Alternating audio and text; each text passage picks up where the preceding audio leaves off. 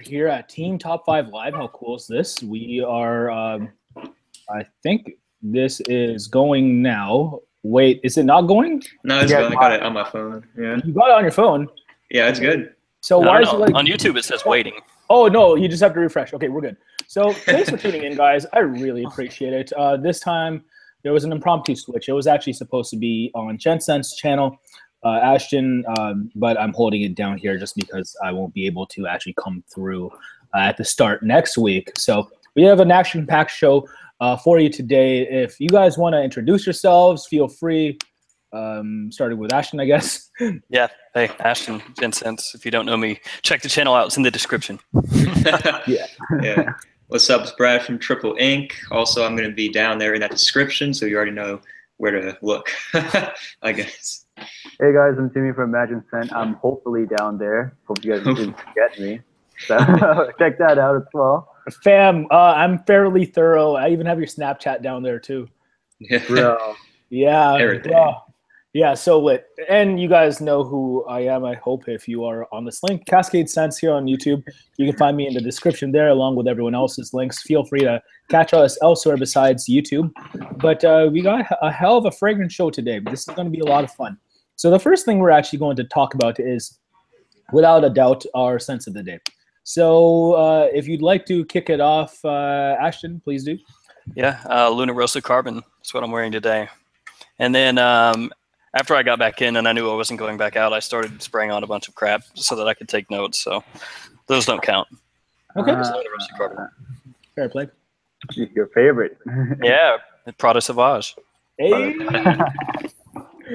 All right. So for me, I wore a suit in the church this morning, trying to dress up a little bit, and I chose to go with Armani Privé Vetiver Babylon. So, Playboy.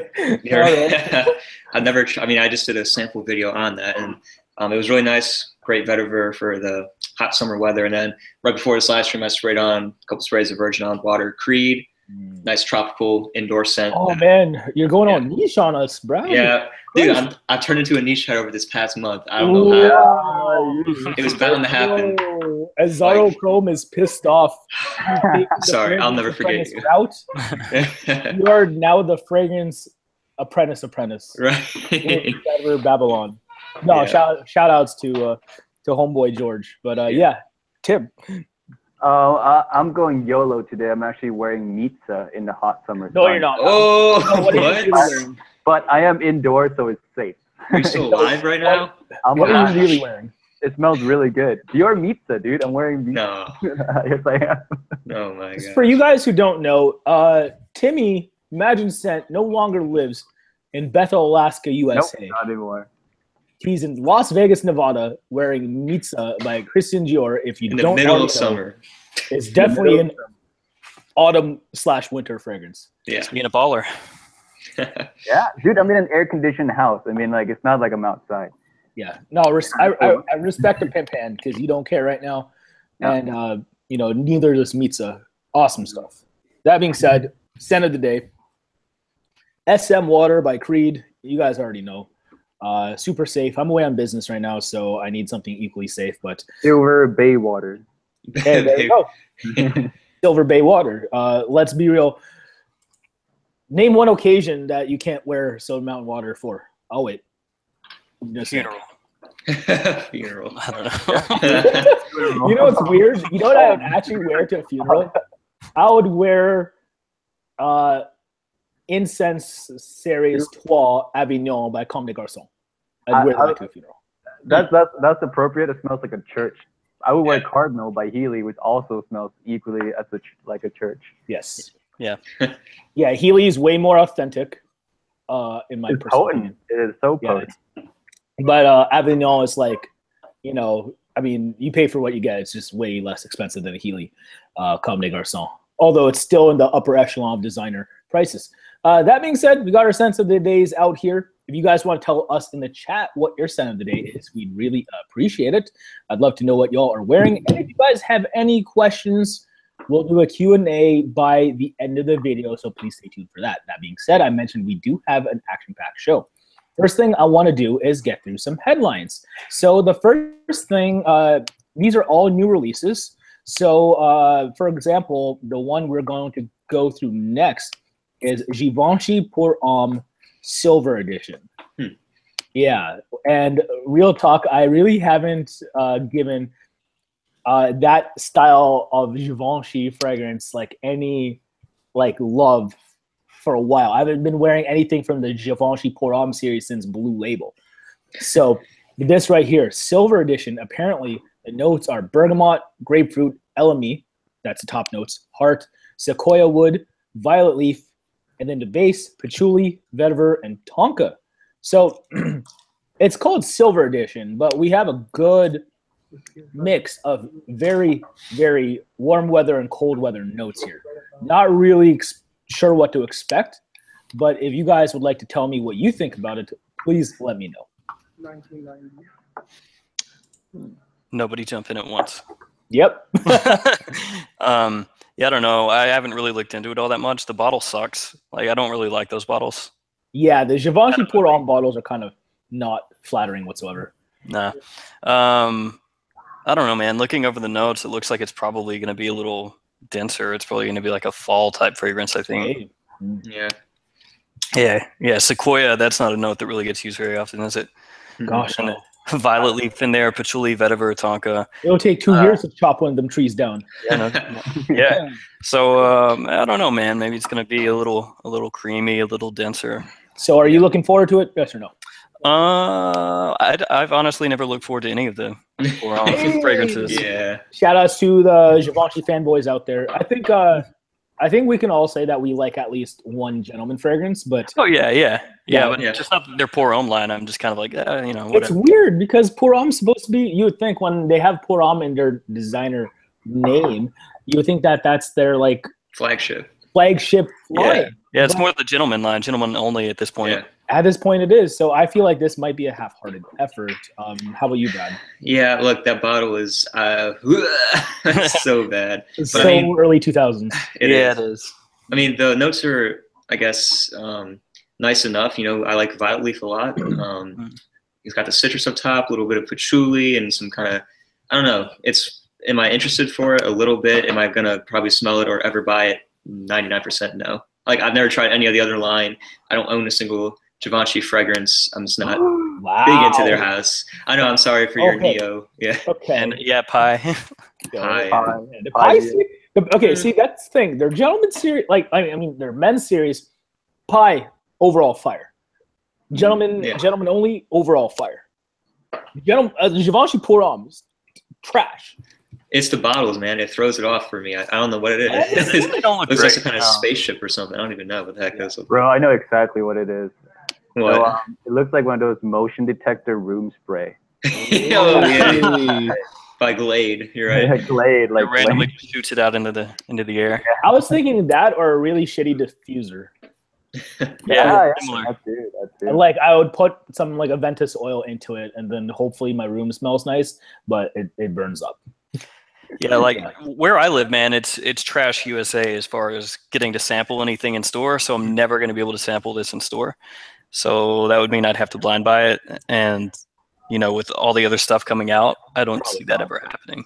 Okay, Tim, are you excited for this?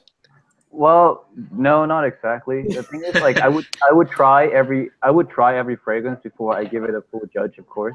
Yeah. But like, I'm not really too excited because I've tried a lot of stuff from the Givenchy, and I really only like Pie and Pie Neo. Really, Pie Air was a little weird for me, and that's the only two fragrances I like from Givenchy besides their exclusive line. So I'm not really too excited for it. And then looking at the notes, sure, that's like one really unique note, but I figure it's just gonna smell like a woody, just any old woody fragrance. So Like a design, like your standard designer woody. your standard designer woody. So I'm not too excited about it. Yeah. Okay, yeah, that's all right.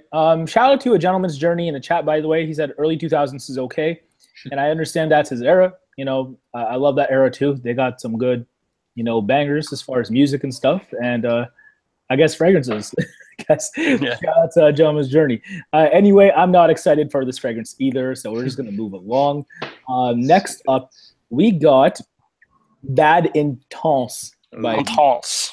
But no, I'm gonna say Bad Intense for this one because bad was the first word, which is English. So I'm gonna say I'm going to assume it's intense and non-intense. So Bad Intense by Diesel, coming out August 2017.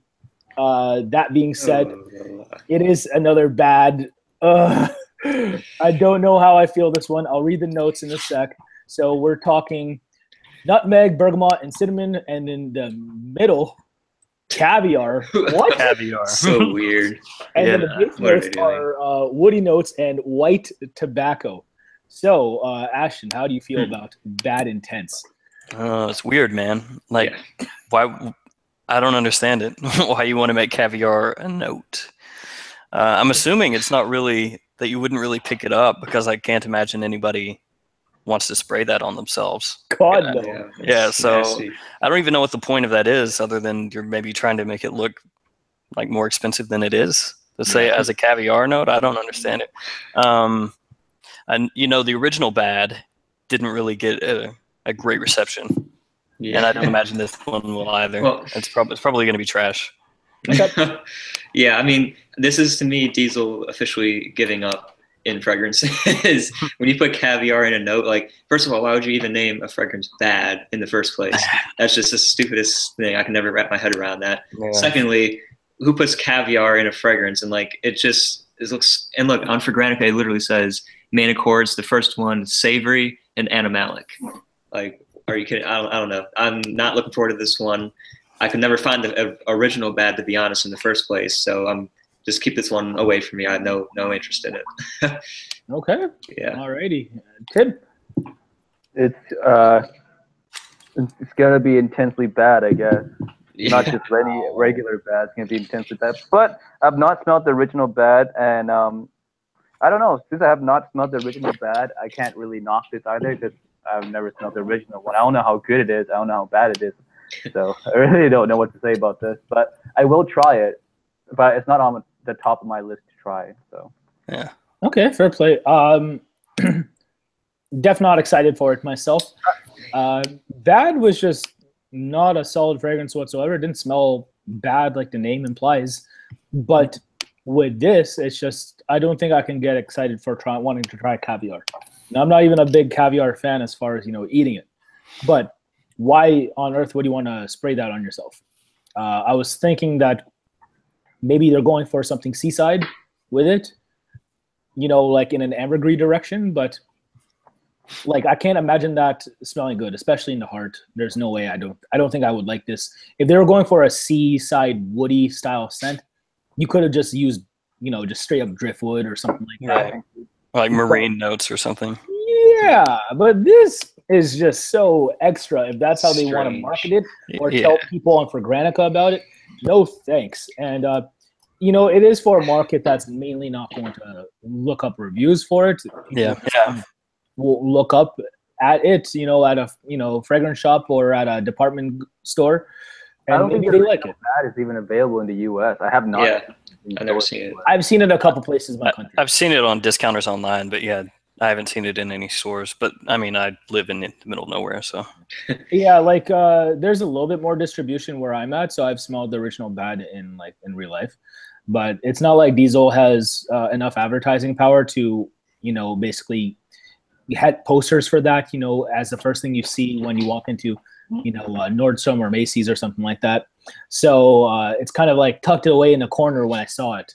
And I'm like, what's this? Maybe it's a hidden gem. Maybe it's not as bad as Jeremy Fragrance implied. Yeah. It is. It's utter trash. So no thanks. Not excited for it either. So that's 0 for 4 on this one too. Wow. Yeah, I don't really care about it. And according to the original Bad on Fragrantica, it says the caviar is supposed to give a provocative and erotic touch like a trickle of sweat on a man's chiseled body. There was caviar in the first one? I never even thought that. Yeah. Really? God. So there you go. Sweat on a ripped guy is what it's supposed to smell like. Yeah, it's so sleazy, but then again, like, no disrespect to No one needs actual abs. We're bad. like, no disrespect to anyone who wears Diesel. Is just, I mean, it's obviously to attack the the clubber market on a douchey kind of level. Again, not trying to be disparaging. It is what it is. Yeah, we were. I was there at one point, believe it or not. Anyway, the next fragrance we're going to talk about, new headline-wise, new release-wise, 212 VIP Black. by Carolina Herrera, of course. Now, are you guys a fan of ones by any chance? I mean, 212 is all right. Okay, because this one's interesting in my opinion. Like, I think I'm looking forward to this. But yeah, is that absinthe in it, right? Is that what it is? So we got absinthe, anise, and fennel on the top. Middle note is lavender, and then base notes are musk and black vanilla. So husk, black vanilla husk. Yeah, gotta get the husk in there. Good Lord. So it's like husks of vanilla, apparently, not just straight up extract. They're probably using like the cheapest of headspace technology to suck the vanilla scent out of that husk. Yeah. That being said, is this something you are excited for, Ashton? More than the other two, yeah. Okay. Yeah, the notes look doper. Anytime I see that absinthe in there, that's interesting to me.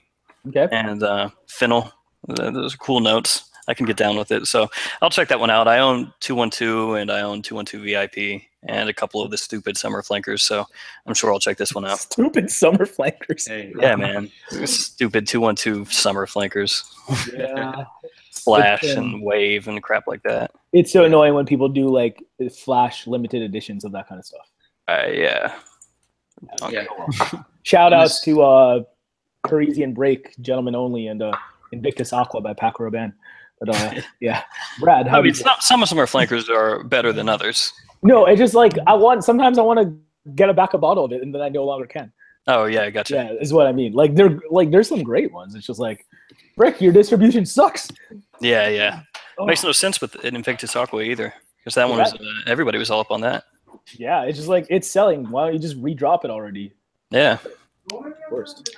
Yeah, I'm definitely interested in this one. Again, anything that has like absinthe in it, or just boozy fragrances in general, that seems really interesting. And I got to figure out what that husky vanilla is going to smell like. It's driving me crazy. Driving you insane. I'm thinking it's going to be like a drier interpretation, maybe, because it's like a husk, so it's maybe going to be dry and airy. I don't know. That's cool. Yeah, but I'm definitely more interested than the other two. So if it comes across on a good deal, I'll probably hit discounters pretty quick, I imagine, as all of them do. So yeah.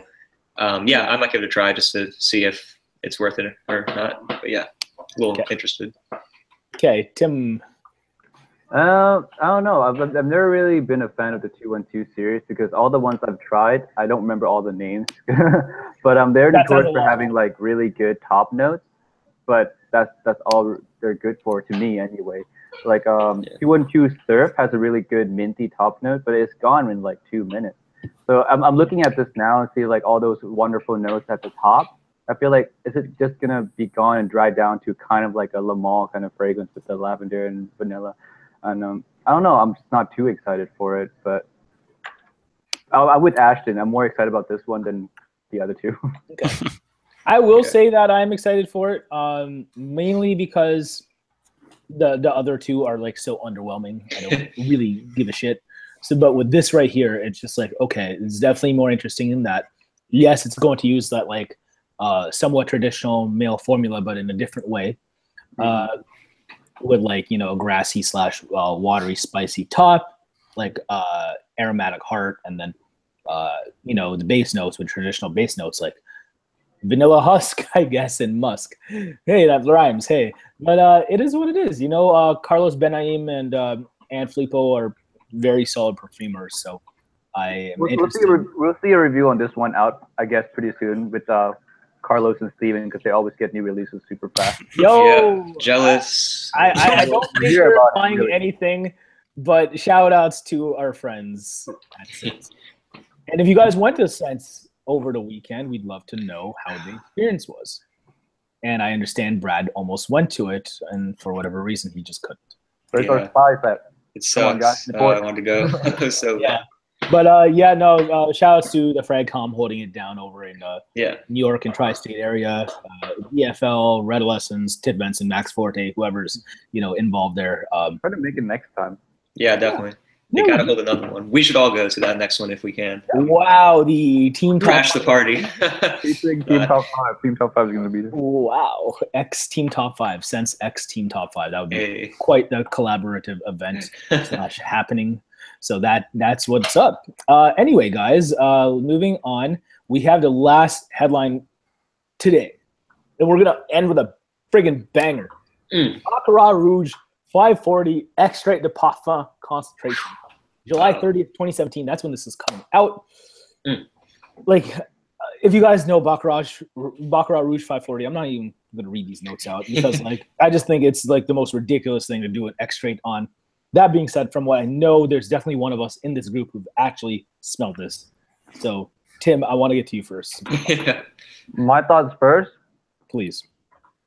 All right, so I'm not a fan of the original Baccarat Rouge, so I'm just going to compare them as really objectively as if someone who's interested. If you like the original, the Extrait smells a little bit richer. So it definitely has more of that sweetness, and it definitely lasts a lot longer than the original. I sprayed it on maybe around 2 p.m. and before I went to bed at around 11, 12, I can still smell it. I woke up in the morning, I smelled my hand, I was like, it's still there. So it doesn't go away. But the projection, though, it only projects for the first 2 to 3 hours only. After that, it becomes really pretty much a skin scent, but it stays on skin forever if you care about that.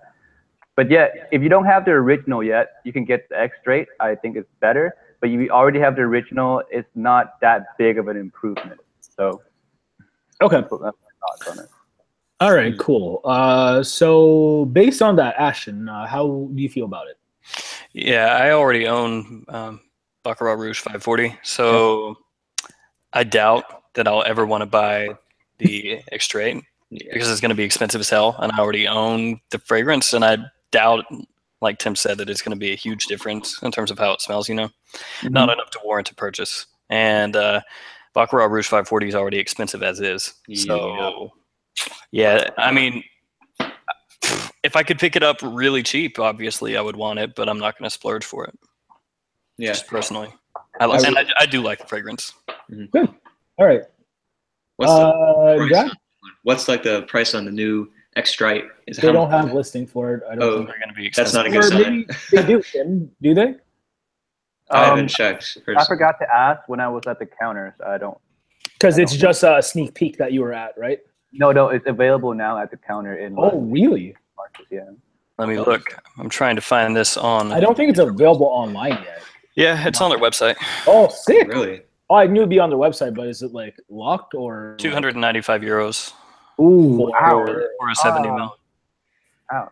That's gonna hurt. First off, why would you need a 70 ml Extrait of anything? Yeah, that's crazy. Like, it's Extrait. It's an actual Extrait, you know? It's funny because I know people who like actually run out of like Black Afghano and stuff. I'm like, what is your problem?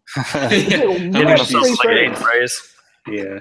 Oh my gosh. No, and then like you have that odd in terms of conversion. Okay.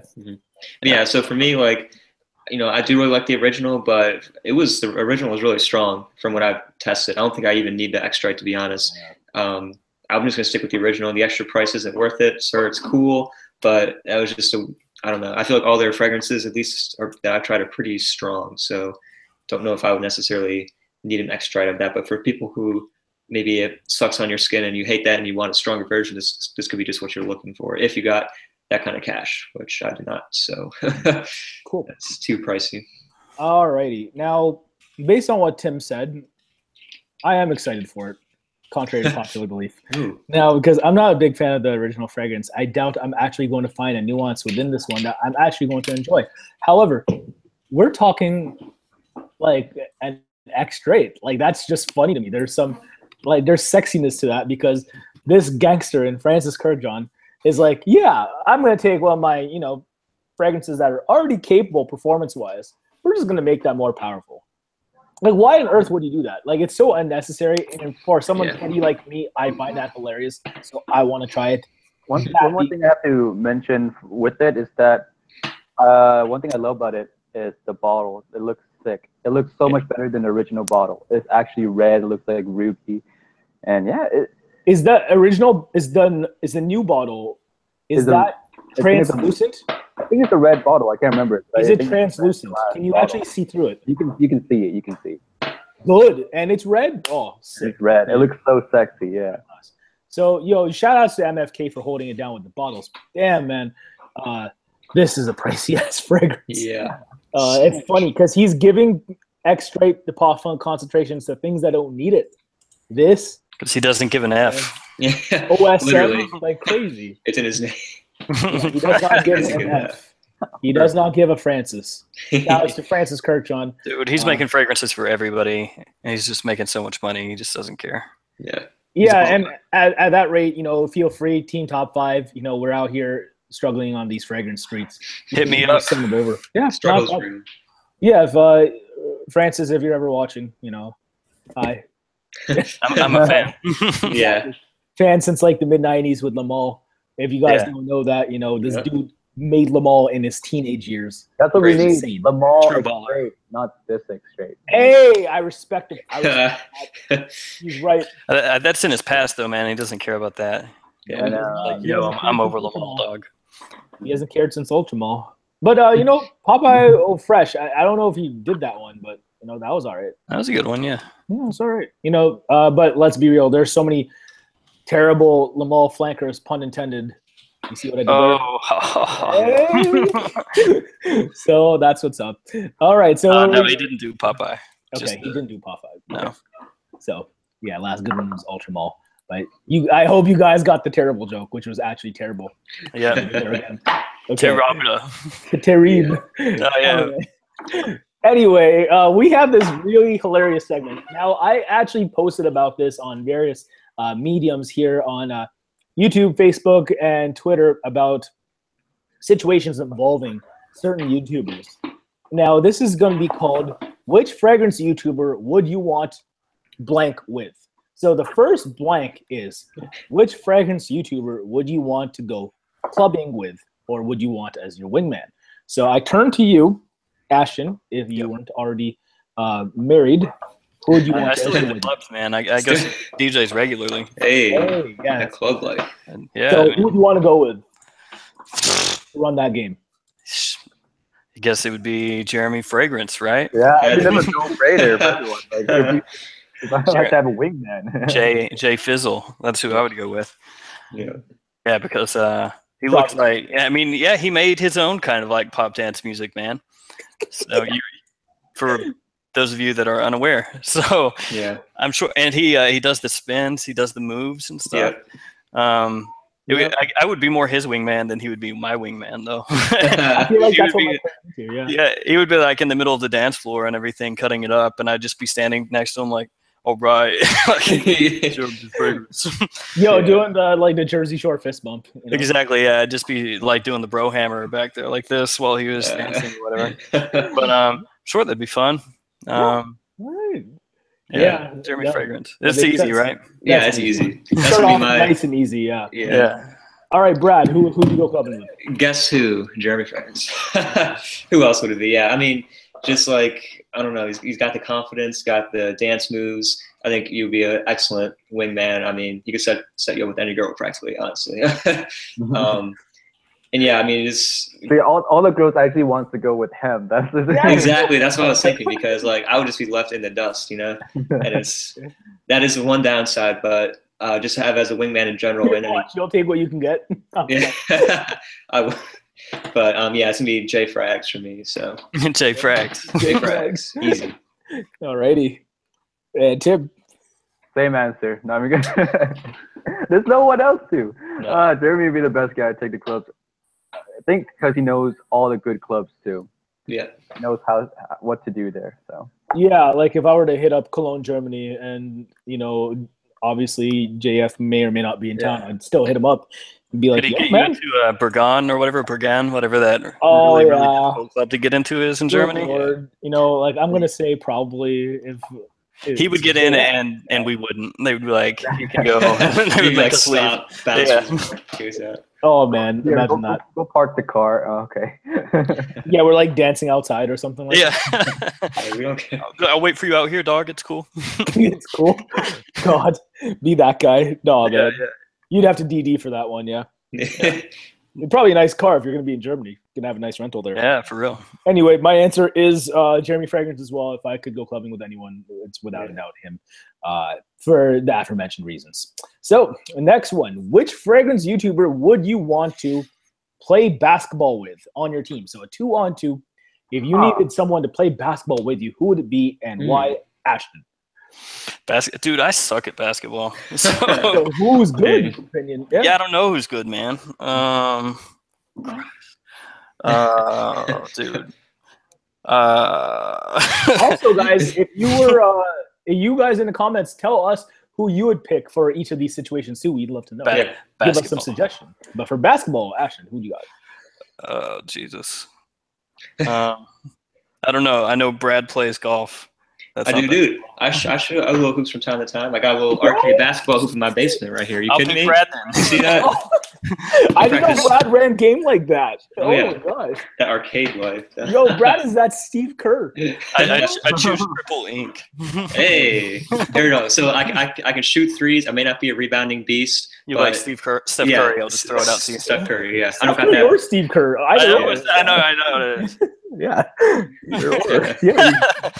That's awesome. Okay, Brad, who do you want to ball with then? So I'm gonna go with Cody Drakdock because I've seen in his video. I think I remember him talking about he plays basketball, I want to say, and I've seen in some of his older videos he's got like the weights and the basketball in the background. So I know he plays. I'm pretty sure in those New York streets down there, he probably runs into some tough competition. So I feel like he could be like a power forward or something. You could toss him the ball down low. It would be like a good dynamic. I could shoot threes. He could be in the paint getting those rebounds when I miss inevitably. So getting all kinds of tactics going. Yep, exactly. So yeah. Yeah, because he's the mailman. He always delivers. Being a power forward. I respect that. Okay, definitely Cody. Yeah, that's how I'll go with. Shout out to Drakdock. And Tim. Bro, I don't even know who to pick. So I'm gonna pick Jay Royal. James. Okay. I feel like he's gonna be so much fun to play with that guy, man. He's so like energetic. It's just gonna be funny, and we're both probably gonna lose. I don't know how good he is, but it's gonna be a fun time. And that's what I'm counting on. I'll say this since I know him personally, and we all know him through YouTube. Jay Royal, James, huge basketball fan. Loves it. My team's gonna win. No. And I haven't seen him run game, but I'm definitely gonna visit him in a couple weeks and. Maybe I'll keep you all posted on that. So, see, homeboy can actually ball too. But reviewer fantasy basketball league. Oh my gosh. Yeah. Oh no. All right, my choice, without a doubt, is Coach Rob 619 from San Diego. Oh yeah, that's right. So I would, like Coach Rob to me, I'm like he's just a baller to me. You know what I'm saying? So at least if we were to lose, we'd smell super fly as well, at least. And I'm sure we both have some nice J's on or something like that. And at least we're gonna lose with style. That being said, that being said, it's funny because I know he's a hell of a Street Fighter player too, more FGC people into Fragcom. But for basketball, I'd definitely have to go with Coach Rob. What Street Fighter does he play? He's playing 5 right now, but he used to play S-Fit back in the day, I'm pretty sure. Yeah, so we were both Guile mains, and point-wise, he's kicking my ass online. Yeah, which is hilarious. It's funny because I know a few other Guile mains in the fragrance community. But that's hilarious. Yeah, Coach Rob actually hit me up on Twitter to play one day. I've yet to do that, but Coach, I hear you, fam. We're definitely gonna run some games for sure. Get Guile out of here. Yo, who do you main? I'm just playing. I don't play straight Street Fighter. I played MVC2, Soul Calibur, and Third Strike. Third Strike? Who did you play in Third Strike? Real fast. Nash. You're sick. Oh, man. I'm a tier whore. I played Chun. Oh, Chun-Li? Yeah, she's dope. Yeah, that's what's up. Anyway, guys, back to this. Which fragrance YouTuber now would you want to go to the casino with? Ooh. Ashton. You. I did used to play I don't know that you would call it competitively, but I played poker back in the day when it was really big on the Tennessee Poker Tour. But that wasn't like a professional thing. It was more like, I don't know, it's whatever. But they held events around here, so I used to do that. So I think you and me hook up and maybe don't lose too terribly much money. So yeah. For sure. All right. No, I respect that. Thank you. I'm flattered. TRIPLEINC. Okay, so for me, I think I'm gonna go with Ryan from Rye Frags 30. Oh God, he's gonna be a card counter. Exactly, because look at his collection, dude. He's got to be at least, I don't know how much money is in that collection, but you already know he's a high baller, I think, and he's got the funds all to keep the games going on all night long, you know. So if ever I need a couple extra $100 just to go maybe win, I could just always hit him up. So especially if definitely, he's like really drunk, he would like keep kicking money to you. yeah, right. Yo, do you guys accept? Here's a couple grand.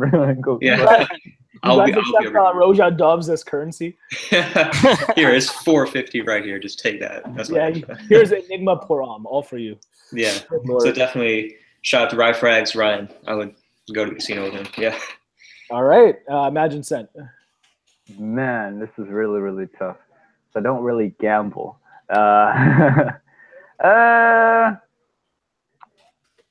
I think I'll go with the same answer as Brad. It makes sense. I'll probably lose a lot of money because I'm a noob. So I'll need some extra funds. Yeah.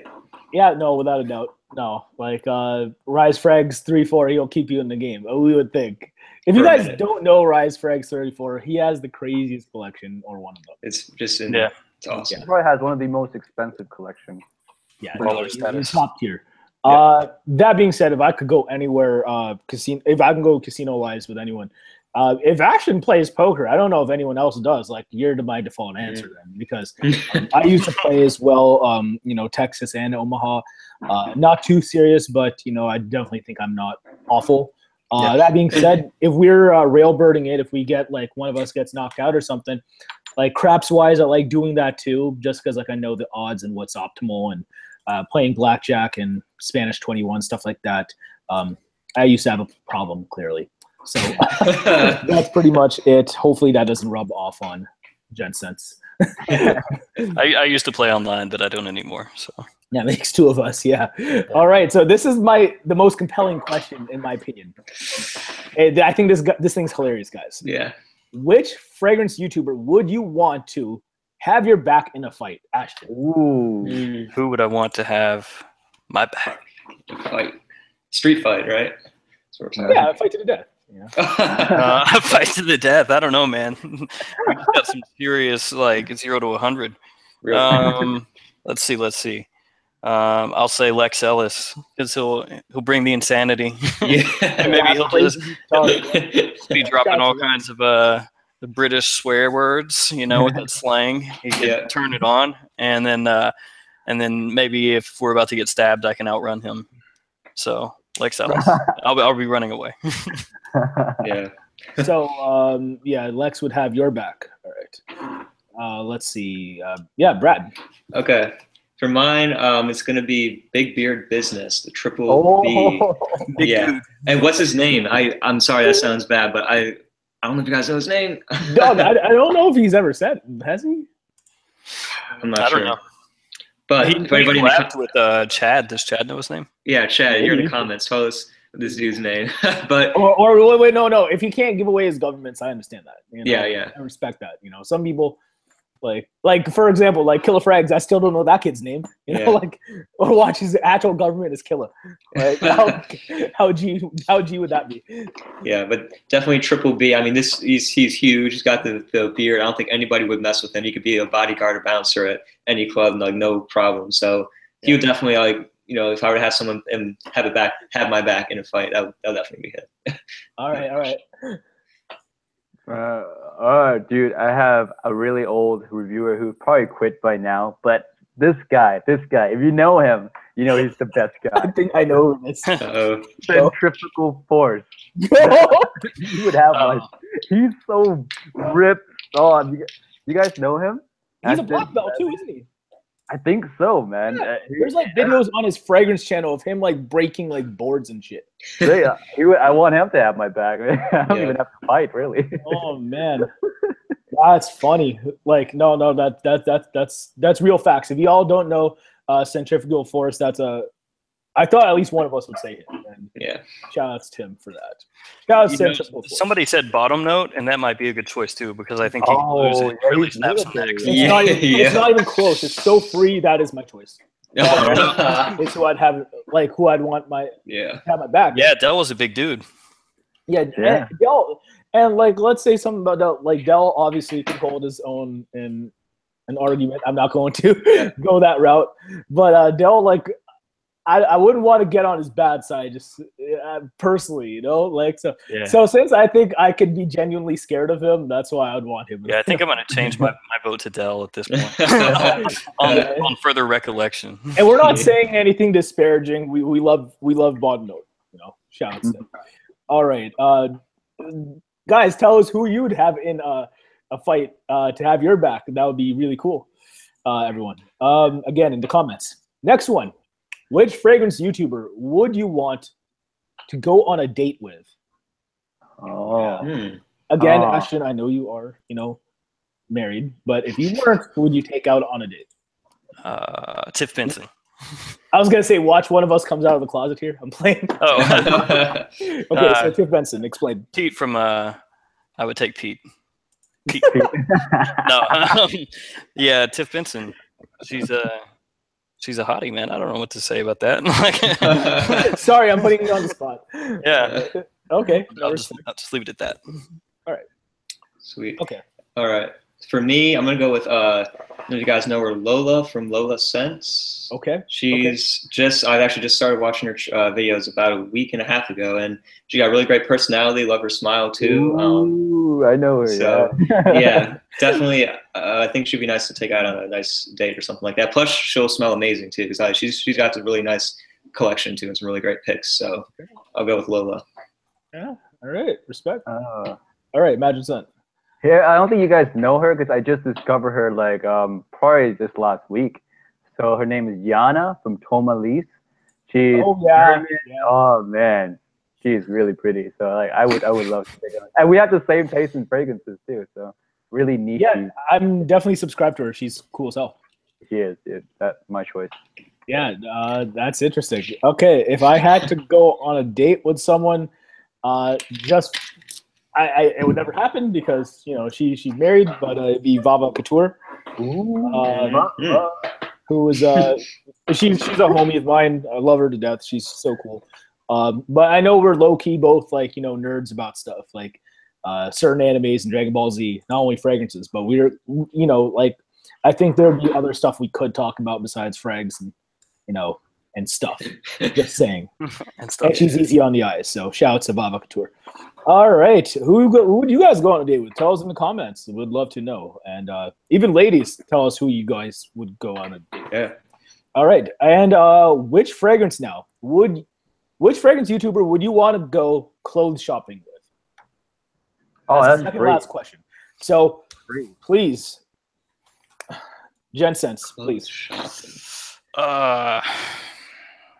Jay Copeland. Hey, that's a good answer. Yeah, man. shoot. I should have. Yeah. Yeah.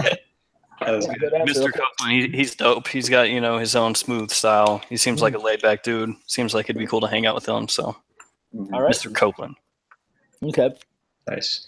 I'd probably go with Steven from Red Lessons. His suit game is always just on point. I mean, he's got all kinds of suits, and he's got the cool shirts and everything, and has a very professional look a lot of the time. So I think that'd be pretty cool to go out shopping with him or whatever for some good suits and stuff. So Steven from Red Lessons. All right, the frag god himself, Red Lessons. Yeah. And Imagine Scent, Timmy. Yeah, for me, it's Jeremy. I like the fun, bright colored styles. Like, I wear a lot of bright colors. Not today, but I usually wear a lot of bright colors. You don't say. I know, I just love bright colors. And he wears a lot of like bright, summery stuff. So, all right, cool. All right, for me, it's not even close. Probably just because I know he also has eclectic style as far as what he can wear and accessorize with. I'd like to say that's myself too. Simply put, Scents, Emitsu. Yeah. So like he's a dude I can go shopping with. You know, whether it's like you know a nice tee and a snapback, or like you know get some you know more avant-garde stuff with because. I guess we're expressing that way. So shout out to Emitsu. That's my man. Simply put, Scents. Who I'd go shopping with for sure. Next up, to go fragrance shopping with. That's the last question for this. That's an important one too. Probably the most important one for us. Who would you go fragrance shopping with? And I know for a few of you a couple of you, maybe like Brad and Ashton, who might not be able to have the distribution that like Timmy and I are a little exposed to. Like, this is a big question for y'all. I want to know, who would you go fragrance shopping with, Ashton? So I'm assuming we get to go somewhere where there are actually a lot of fragrances. Yeah. Okay, Yeah, so Hopefully. you're going to, let's pick a setting. You're going to Harrods. Okay. And you got all the Harrods exclusives there. Or are you going to Oswald's NYC? Like some place like that. All right. So I'll pick two people. I'm gonna cheat. Steven from Redolescence. Yeah. And my man Pete. So Pete. Channel name, please. Channel name. Fragrance. Fragrance View. Yeah, I know. Pete Carter from Fragrance View. He wouldn't buy anything. He wouldn't buy anything. Yeah. Hey, but he may not. But he'll shoot a 30-minute diff session video there. No There doubt. you Pete's cool. Talked to him a few times. He knows what he knows what he's talking about. He makes his own fragrances. I think he'd be cool to hang with. And then Steven is Steven. All right, Pretty so nice. I understand that this is a tough question. So actually, Brad picked two people as well. Two? Okay. Shoot. Okay, I have one already. It's the second NYC god, Carlos, definitely Brooklyn fragrance lover. I mean, just his he's probably smelled like literally thousands of different scents, and with him being right in NYC, I know he likes his darker scents. So if he could maybe open up my mind to that whole side, because I generally like my fresh scents. I think that would be pretty cool to see what we can come up with. Light side and dark side. Yeah. Let's see, another one that is a tough question. I would say Pete too, definitely, because he makes his own. I know he's into making his own scents, which I think would be pretty cool. So it'd be interesting to see what if what he would come up with, if he would like ones that he made better, or like one And I know he goes abroad a lot as well. So probably those would be my two, Pete and Brooklyn fragrance lover Carlos. Yeah, I think Pete's always a good answer because he's gonna save your ass some money too. Yeah, he'll make you. He may or may not make talk you a lot of feel shit bad about stuff, man. He'll talk you down. Shout we out need to two sides of him. Yeah, and I'm not saying that disparagingly. Pete No. literally has such a. To me, for me, I think Pete has the sickest nose as far as how sharp it is and detecting what's high quality in certain frags or not, as far as certain nuances and ingredients. And I respect him heavily for that. So yeah, I can get with that. But anyway, Imagine Scent.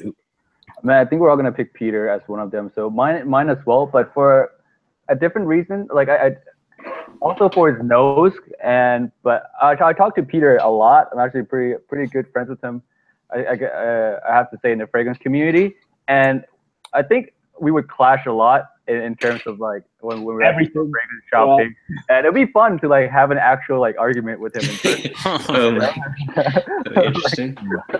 And second person, it's a no-brainer. I want to see this guy buy fragrance in real life. His name is Mr. Oz. He buys one or two houses at a time. No joke. His hauls are crazy. So I want to go and see him spend thousands of dollars at a time. So Mr. Oz is the other balling guy that in the community who I can definitely say is balling. But y'all don't really see that in his collection because he doesn't have a background of his actual armoire fragrances or anything. But that guy's collection it's tough. Baller status. Yeah, for sure. But as far as who I'd want to go shopping with, the first person I would say, just because it's cool to get his opinion as someone who's in the industry, selling fragrances, I'd love to go shopping with Fragrance Apprentice, who's also a youth, someone relatively as young as I am. It'd be cool to get his takes as well and to see what he'd go after. And we have some similar tastes, so I'd like to go fragrance shopping with George to see how he feels on the other side of the counter when he's actually buying stuff. I think that'd be really interesting. The other person that I would want to go shopping with also works in the fragrance industry, although he removed his videos from his channel. It's my friend Evan, Modern Scents. I'd love to go shopping with him, and we have nearly opposite tastes for the most part. So I wanted to pick someone who has, you know, a similar taste in George and an opposite taste in Evan, I think that'd be really cool. And that'd be super fun to do maybe both NYC and London. I think that'd be hilarious. Anyway, guys, if you guys want to tell us in the comment section below who you guys would want to go fragrance shopping with, or any of the aforementioned questions, please let us know. We'd love to know. I'm definitely going to read them over as soon as I'm done.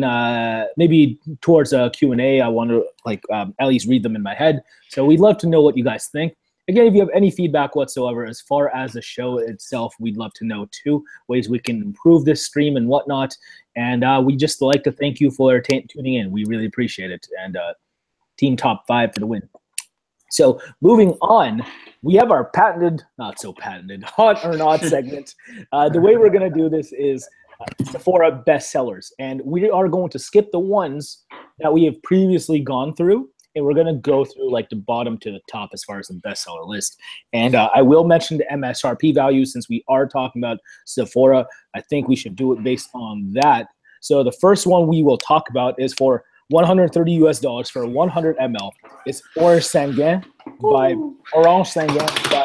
Atelier Cologne. So we're going to start this off with the homie Ashton, but homeboy over there has a softie. I'm excited. I'm excited. So we're gonna let him calm down, simmer down. Yeah. Ashton, hot or not? Yeah, it's hot. I like it, man. Yeah. It was the first fragrance that I bought from the house. I actually bought it as a 30 ml decant back in the day, and then I went through that, picked up a bottle, because really, if you look online, you can pick up Atelier. It's pretty cheap. Well, you know, fairly cheap for the amount that you get. Yeah. It's really, really, really nice orange fragrance. A lot of people consider it like almost the standard for when people say, I want a realistic smelling orange fragrance. Person after person will name this one off. So for me, it's a hot. I mean, it's an Atelier, so it doesn't last like forever, but I mean, it's still good. It does what it does. Yeah. It's a summer fragrance. Bradley face. Brad, can you enlighten us? Can you shed some truth on this matter? I will enlighten all of you who are beneath the Atelier shining sun up here. I was joking. So savagery. Honestly, I own a bottle, and I did a review on this, and in my review last year, I said I would never own a bottle, but here I am owning a bottle of it. It's really the only orange fragrance that I have in my collection, and for the price that you can get that at 100 mils, I think that's that's like upper tier of designer level, and still that's, I think, an excellent bang for the buck. Sure, it doesn't last that long, but it's super unique, refreshing, citrusy, really nice. There's not really anything else like it. So I think it's definitely a hot for me. Of course, you already knew I was going to say that, so no surprises. But definitely, I do love this one from Atelier. It's just a photorealistic orange in a bottle, and I really enjoy that. All right. No, I figured we'd get an answer like that from you. And before we go to Timmy, I just want to say that I really think that the Sephora bestseller list, with its invasion of niche fragrance on it, in its top 15, top 20, I think is really interesting and showing what power fragrances can have beyond the designer game. So to see Atelier on that list is really cool. Yeah. Timmy. Oh man, I have a newfound appreciation for fresh fragrances ever since I moved here, and Orange Sanguine is definitely one I would say hot. I definitely buy it because I would use it now. It's so hot. I don't have a lot of fragrances, so I would definitely buy Orange Sanguine. I'm actually looking to do an Atelier Cologne haul, so I'm picking like 2 or 3 or 4 of them that I want to buy later on, maybe next month or so. So Orange Sanguine is one of them. Yo, and you know what? I respect Atelier Cologne as far as trying to because like I look at Atelier Cologne, they're like not the most like luxurious looking house, but they're trying to be accessible, and their distribution goes beyond their stores in NYC and elsewhere. They're like in nearly every Sephora. People know who they are. I have friends who work as cast members at Sephora and stuff, and they're like, "Oh, have you heard of this Atelier Cologne?" I'm like, "God, yeah, I have." And one of those is Orange Sanguin, and I have an actual what's it called, like lipstick size bottle of it, which is like awesome. a travel spray. A travel spray, yeah. So I definitely would cop a 100 ml of this. It's so juicy. It's the one word I would describe this fragrance as. Authentic smelling orange. Ashton's right, bang on there. You think orange fragrances, I think of 2 fragrances. I think of Terre d'Hermès, and I think of this one. I think it's that good. And I definitely say it's up there with the best of them. Definitely a hot. So, guys, that is 4 for 4 on the Atelier Cologne. Moving on to our next hot or not, we got Tuscan Leather by Tom Ford, $230 for a 50 ml Ashton in 2017. Is it hot or not? Still like it. I still say it's hot. Yeah. I don't care about reformulations. I don't care about any of that. I'm also not going to pay retail for it. But so yeah, I mean, if you say, hey, do you want this at retail? I'm going to say hell no. But do you want this at like $115 or whatever that you can usually find it for online in the groups or eBay if you know where to look? Then I say, yeah, I like it. I mean, it's the originator, right? You got all these ones that came after, like Godolphin and Laguqawam and Golden Boy and friggin' Clive Christian C and Ode Leather from Montal. Yeah, it's forever and ever, man. There's like 12,000 different versions of this released by a million different niche houses. So, I mean, obviously it did something right because everybody under the sun is coming out with their own version, trying to pretend like they're releasing something original when they're just knocking this one off. So I say go with the OG. I like it. At least under OG status, like it's respectable. I can definitely see that. Yeah, I mean, I've got an older batch. I mean, it is what it is. It's like that with almost every fragrance, right? Yeah. Like if it lasts long enough, then it's going to eventually have some changes. So yeah. Alrighty. Okay. Next up, Brad. I don't know if I can do this one. You can. Man, those probably blends are expensive, right? I mean, for full retail, look at this. Like we got, again, you guys were mentioning all these clones. I got to mention in every video, Parfums de Marly, Manny's favorite clone house. But you're damn right it is. I'm just gonna But for real, the value, I think, at least for this one, because there's so many ones that smell so similar for a less price. I know this is the originator, and I probably like this smell the best because it has the smoky element, which I think none of the other ones did it quite like Tuscan Leather did. I just can't ignore that price tag for only 50 mils. You know, this is more for less, and it performs just as good. And as of right now, I have this in my collection. I don't need Tuscan Leather as well. It's too similar. So if I didn't own this, I would say yes. But since I own this and in my current state, I'm going to say not. But I still do like the scent, so don't get it twisted with that. Yeah. All right, Timbo. Dang. All right. So this one, I own Laguqawam, and I've tested them side by side. I have to confirm that it do smell pretty much almost the same thing, almost the same. And Laguqawam is so much cheaper. So I get more in Laguqawam too. So I don't know. I don't really need Tuscan Leather really. And plus with the reformulation, I know if Ashton doesn't care about it, but you know, I like if I'm wearing a leather fragrance, I want it to be like a thick leather fragrance. You know, because I'm gonna wear that in the winter time or summer because I'm YOLO. But YOLO. But yeah, I would go with Laguqawam. I wouldn't really buy Tuscan Leather. Okay. Hot or not? Oh wow, that's 1 for 3 so far. Yo, Ashton holding it down for Tom Ford always. I love it. Always. I'm gonna say not, mainly because you know what? It's funny because maybe 2016 I would have said hot, but like I recently smelled like a 2017 bottle, and I just can't comprehend paying more for less right now. Because in 2007, you're paying way less than this and you're getting a lot more. And I still would have said, as far as the performance and the scent factor, as far as what it was last year, that was like the end point for me. I'm like, I can't get worse than this. And right now, I'd rather buy Golden Boy, which I have. Laguqawam Puram is equally awesome. Godolphin, if you really need that sexy presentation, and like comparable performance to some OG stuff, you got that too. You're getting more for less. And I respect the pimp hand. Again, it is the OG, but it's just a shell of itself now. It's kind of decrepit. Like I literally wore it and it wasn't even that cold. We're talking 7-8 hours tops for a fragrance that used to be 24 hours. I'm good. So for me, it's a not. But it's okay. So 1 for 4 for Tuscan Leather. Shout out to Tuscan Leather though, still an OG. We're not doubting its OG status. It's just we're talking now. Like, would we pursue it? Yeah. Okay. So moving on, we have. I can't believe this is on their bestseller list, but Wood Sage and Sea Salt by Joe Malone.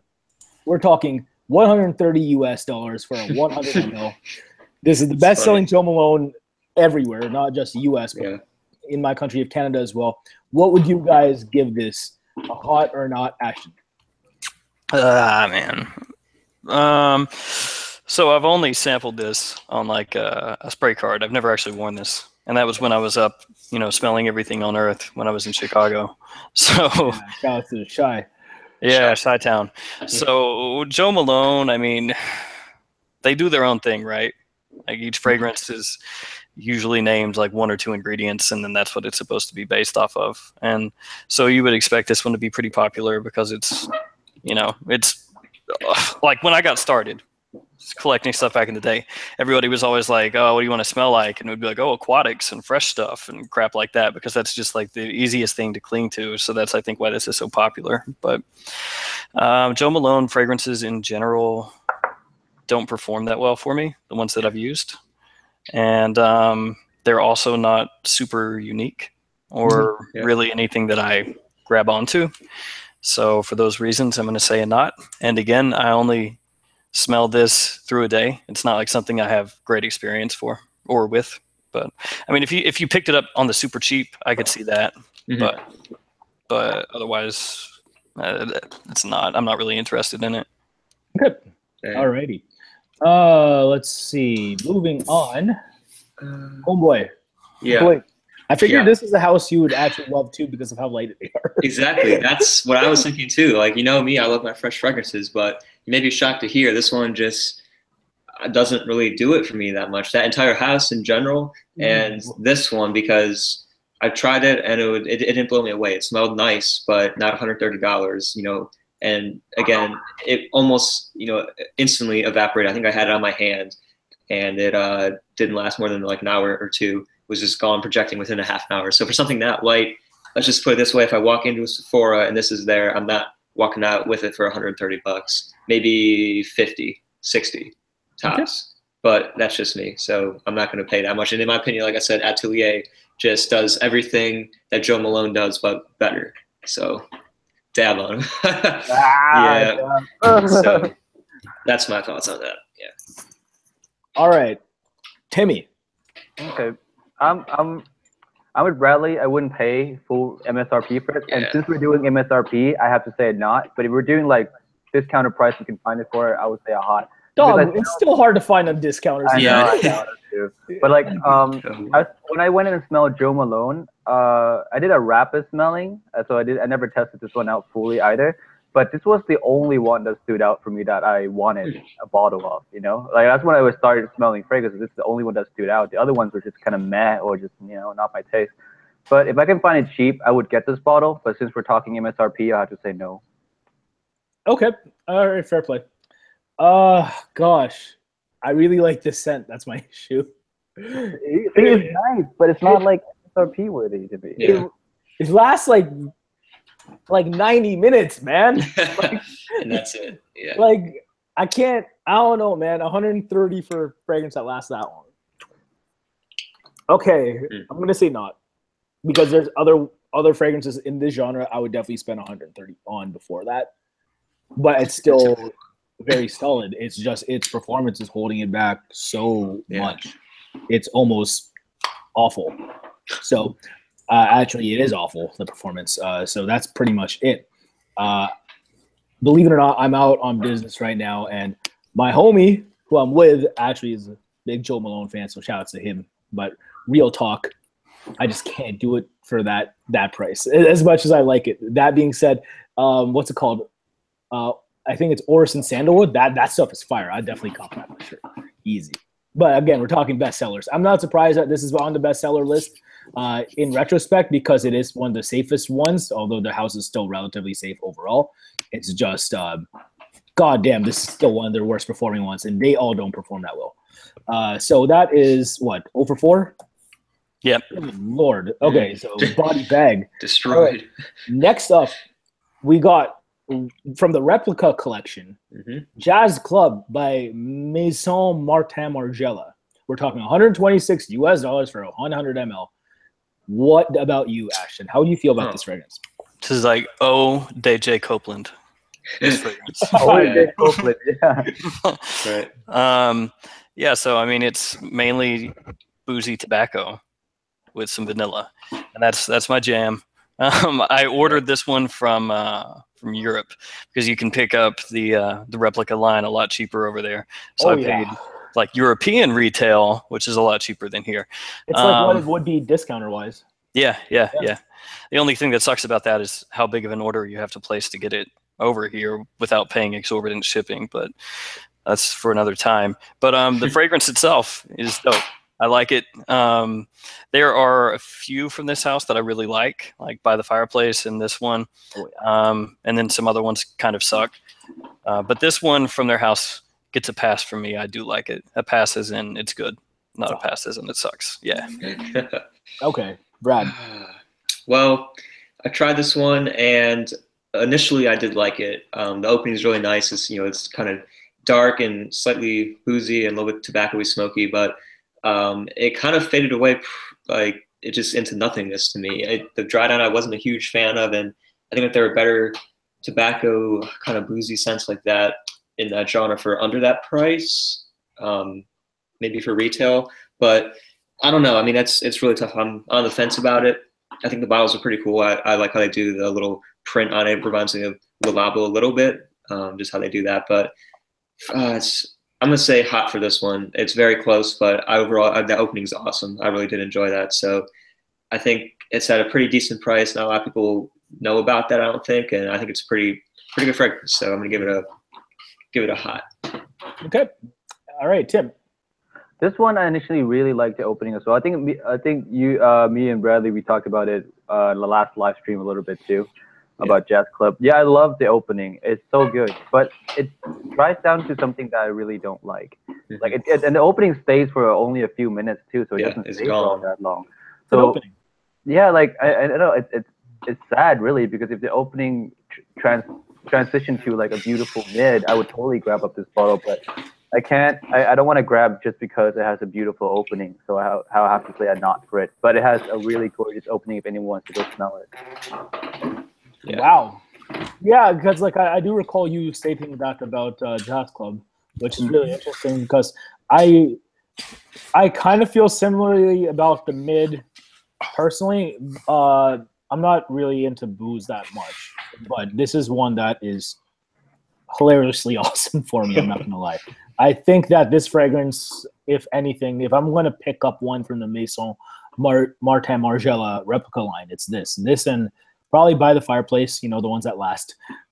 That being said, I find it a nice gentleman's fragrance. You know, it's just one that you can definitely picture yourself wearing at a jazz club. And I enjoy that kind of storytelling, but I find it to be rather wearable at the same time. So for me, it's without a doubt a cop, especially at what that. Like, it's not that bad MSRP wise, and you can even find it for less, like Ashton said. So we're talking Jazz Club Maison Margiela, 3 out of 4, hot versus not. It's good. All right, moving on. OG Club Banger, still on the bestseller list to this day, still in the top 10. 1 Million by Paco Rabanne. Please, Ashton. I don't know, man. It's played out for me. Yeah. That's our era. Played out, yeah. bro. That's our jam. Yeah, just so sweet. And OG, it was like ultra banger, like choke everybody out in like a 30-foot radius. Get you noticed though, and ladies liked it. So that's all great and everything, but nowadays I think there's better stuff that you can reach for. Yeah. Okay. So even at a discounter, you know, I'm not reaching for 1 million anymore ever. So no go for me. All right. Unfortunately, I understand that it was a classic. Yeah. Not taking anything away from it, just not for me. Yeah, I'm going to echo a lot of those same sentiments there. I think 86 USD isn't too bad. I'm not sure how much it's been reformulated since then, but still a beast. Yeah, I'm just about to say that for the performance, that's a great value still. But yeah, it's so played out, and it's almost unwearable for me, just how sweet it is. Like the bubble gum, and it just is cloying, and just has a frag head, you know, like a little bit as my nose has developed since I just got in. It does smell really synthetic to me, and not the biggest fan of it. But if we're talking 1 million Privé, that's a little bit of a different story. I really like this one. But if we're just talking about the original 1 million, that's definitely going to be a not for me. And even when I first tried it, I wasn't a huge fan of it. I never really loved that one at all. So that's a big not for me. Okay. All right. And Timmy. Actually, I have an experience with a clone of this one. So actually, I like the clone of it better than the original. So I wouldn't buy 1 million because it is super, super strong, super cloying, and just overly played out, right? But I do still would recommend the alternative, the clone, that is Halloween Man. And I think Gents, you did a review of this. It was one of your ever first videos. That's how I discovered your channel, was through your review of Halloween Man. So like, I really like that fragrance. And I think it's like a lighter version of 1 million, to be honest. I wore that throughout like my first year of college, and it's all my ex-girlfriends love that fragrance, and all the girls I wear it around just loved it. It's one of my most complimented fragrance if you're talking about the history of my journey, you know. So I still think Halloween Man is a good pickup. I don't think 1 million is a good pickup anymore. Halloween Man is like what, $20? So yeah, it's really I can see what you're saying, without a doubt. That being said, I'm gonna say hot because I'm petty. so basic. What? I mean, hashtag basic and proud. Y'all hit me with that in the chat. You sunk to a new low. I'm sorry. I did, but here's the thing. I've always been there because I've always been about that 1 million life. It's like, I typically don't like club bangers whatsoever, but you know, this stuff was shoved down our throats, you know, back in the day as far as advertising and stuff. It's just like, you saw 1 million, you wanted to wear that with your, you know, sequined out Ed Hardy shirt and stuff. I'm just saying. I'm joking, but everyone in the crew wear Ed Hardy and go to a club together. Oh God. Yeah, the days with 1 million, at least 7-8 years ago. But you know, I think it was brilliant for its time. Is it still brilliant? God, no. But I haven't totally let go of that former self, so that's why I'm saying hot. Otherwise, I wish I could say not with you guys, but I'm playing spoiler today. It's a hot for me. Okay, so moving on. Good Lord, I gotta move my light because it's dark here. Moving on to the next one. Oh God, another Paco Rabanne. Yeah. That one won 3 for 4. This is Invictus by Paco Rabanne. Ash. Yeah, man. Like Invictus. I don't know. I'm not really hyped up on Invictus. It's. I mean, it's not even the bottle. Like, I know a lot of people hate it because of the bottle just looks kind of cheesy. Unless you're like a teenager and then it looks badass. But it's. I hate to say synthetic because so many fragrances, like 99% of them, utilize tons and tons of synthetic aroma chemicals in their composition. But then some fragrances just come across just, you know, synthetic, Screechy. whatever. Yeah, screechy, bubblegummy, overly sweet, non-natural, blah, blah, blah, all of that. And that's Invictus. Will it get you compliments? Hell yeah, it'll get you compliments. Yeah. Will it get you noticed? Hell yeah, it'll get you noticed. But for me, I just don't really like it. So I'll have to say no, even though I understand how well it does in those situations. Alrighty. Okay, next up. Okay, this one. Okay, so I find this a lot more wearable than 1 million, even though it has that similar bubblegum vibe to it. But it has that sort of somewhat freshness, somewhat aquaticness to it. It is very synthetic, and that bubblegum is like rot your teeth out sweet in the beginning. But this one, I'm going to give it a hot just because it performed really good on me. And I do like Invictus Aqua, and this one isn't a whole lot different. I think it's versatile. Again, it's going to get you compliments all day long. I've gotten a pretty good amount of compliments with it. And I pretty much wore a complete sample of this, and it's like one of the easiest scents to wear. I was wearing it probably about a year and a half ago, like in the little bit cooler weather, and I could just wear it almost to any occasion that wasn't super formal, and it worked just fine. So I think that at that price, it's still decent. You know, I know a lot of people aren't going to like it. You'll get your money's worth out of it. Yeah, you definitely will. Yeah, it is a little juvenile, but then again, I'm not super old still, so I feel like I can still rock it decently. But yeah, I'm going with the hot for this one. So, yeah, you're still like 12 to me. It's okay. Yeah. All right, Tim. Brad's 12. Okay. Then he's like 30. That's cool. Dirty. Harsh. Okay, so for Invictus, I was actually thinking about this when I looked at it. I was like, is it hot or not? Like, I smell Invictus, I liked it. I never had anything against Invictus to begin with. Like, I feel like it is. I share the sentiment with Bradley. It's really, really easy to wear and really, really easy to appreciate. And at that price, I feel like if I don't pick it up for myself, I'll at least pick it up for my little brother. You know, I'm like, he's gonna smell so fly in like college. Come on, man, dude. And who's wearing Invictus in college? Man, it's $86. You know, if I buy from a little brother, he's gonna be like hella fly. So definitely, it's still hot right now. Still hot since Invictus Aqua is discontinued. If Invictus Aqua was still here, I would say not, because I would easily go for Invictus Aqua any day. But since it's discontinued, Invictus is like the next best thing for that line anyway. So I'd say a hot. Okay. Respect.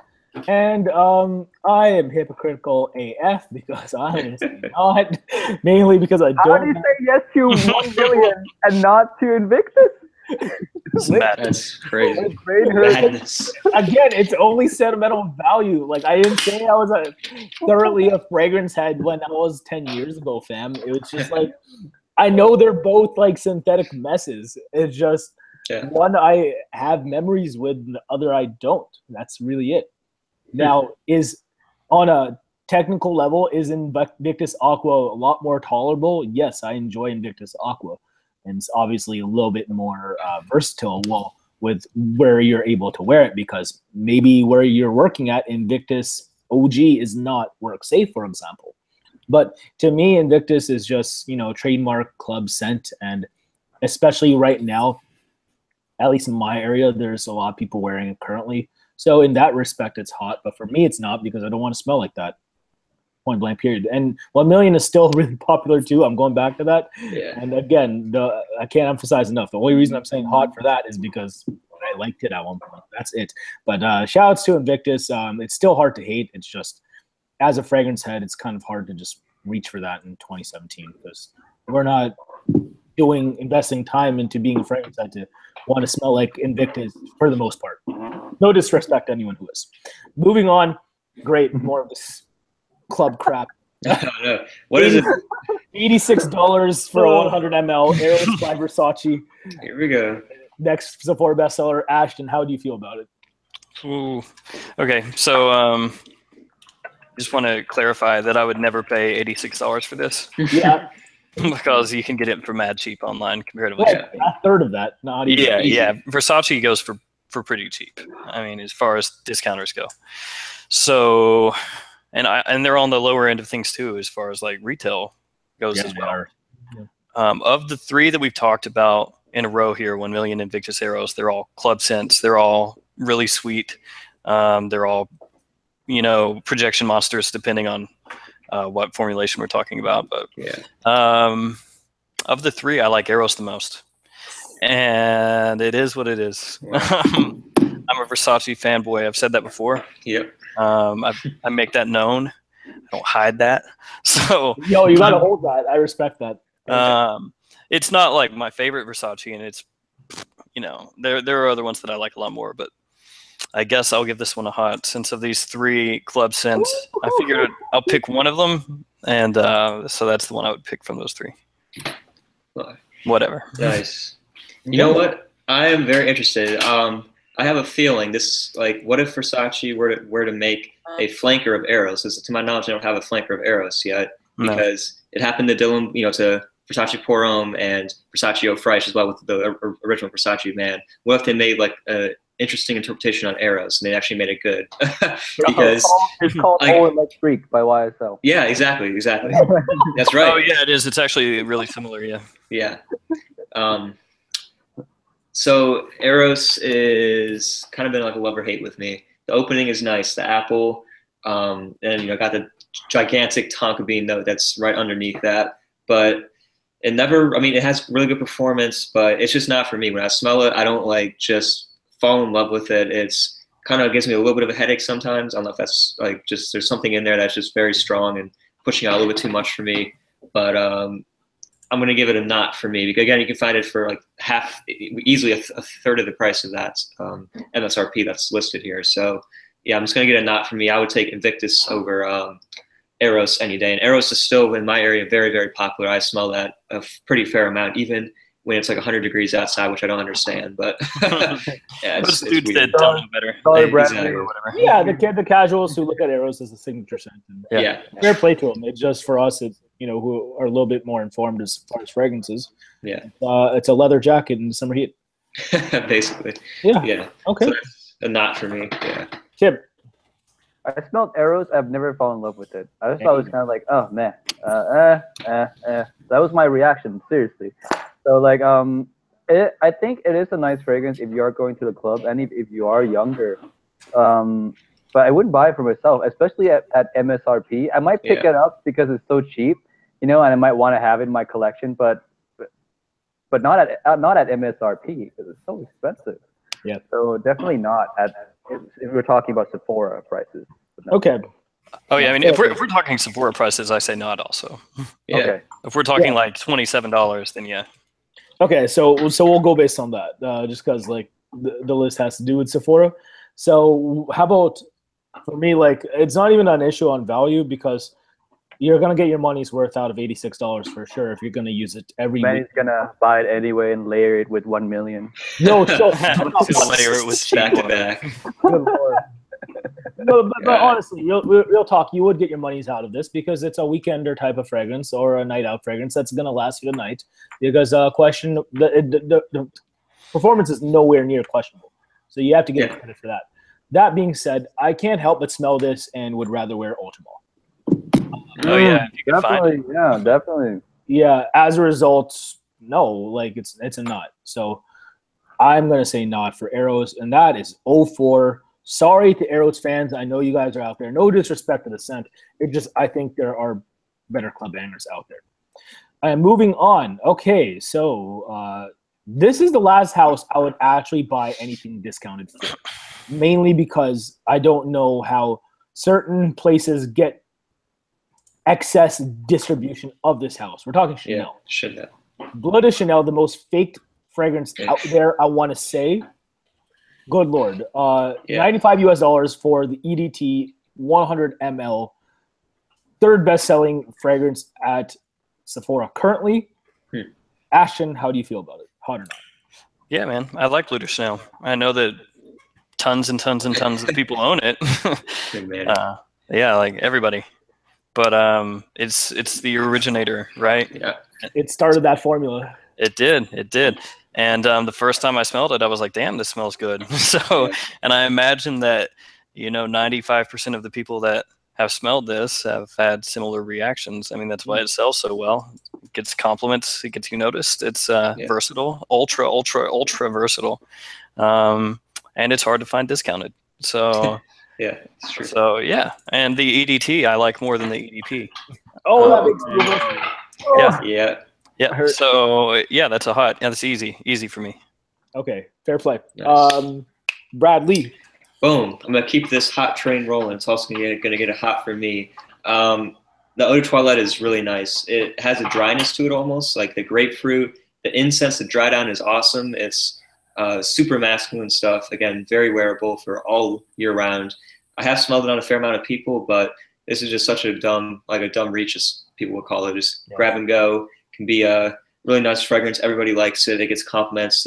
Performance is pretty good on me. It'll last a really good amount of time. It may not project that well, but it hangs around on the skin. And again, it is very hard to find Chanel fragrances discounted anywhere. So 95 is pretty much what you're going to be paying almost anywhere you go. It might as well go into a Sephora and get it there. So definitely a hot for me. I'll take it over Sauvage. I probably would take it over Dylan Blue too. It's tough between that one, but it's really nice, especially the Eau de Toilette. It's really good. So hot. Okay, Imagine Scent. I mean, if you ever find it discounted, it's like what, $5 less than retail? Hardly anything. So, I mean, And retail probably has free shipping. If not, you're going to get and you get free samples. Yeah, Lots of exactly. free samples. You actually buy something. So definite hot, man. Bleu de Chanel is a staple, I guess, in every man's collection. I think they need another, at least one version of Bleu de Chanel, right? For all the times you don't know what to wear, it's the dumb reach. Mm-hmm. So it's a great sense to have. I think everyone who's a collector should have one. So definitely hot. I even I have the eau de parfum, but even I want to get the eau de toilette just to have it too. You're so extra. Talking about extra, there's Gents. Wow. Yo, shots fired. Okay. No, I'm kidding. Anyway, I'm going to say hot as well. I love Bleu de Chanel. I think I've told Timmy this and no one else, but it's the one fragrance that I would smell from like the sprayer and feel like, yeah, I'd probably take a sip of that. Like the grapefruit is so juicy and it's slightly sharp, but god damn does that smell like sweet and like you just want to drink that. Like that. Maybe I'm just weird, but yes, Bradley's kind of right in how after you get by the opening, which obviously is godlike, you have that incensey style about it. But I just love how the opening just projects for the most part. It's a long-lasting grapefruit opening, which I think for the price is justified, especially if you're going to get your usage out of it. So for that, I'm going to say it's definitely a hot. So that is also a 4 for 4. Dang. There we go. Now, moving on. Believe it or not, this is hilarious.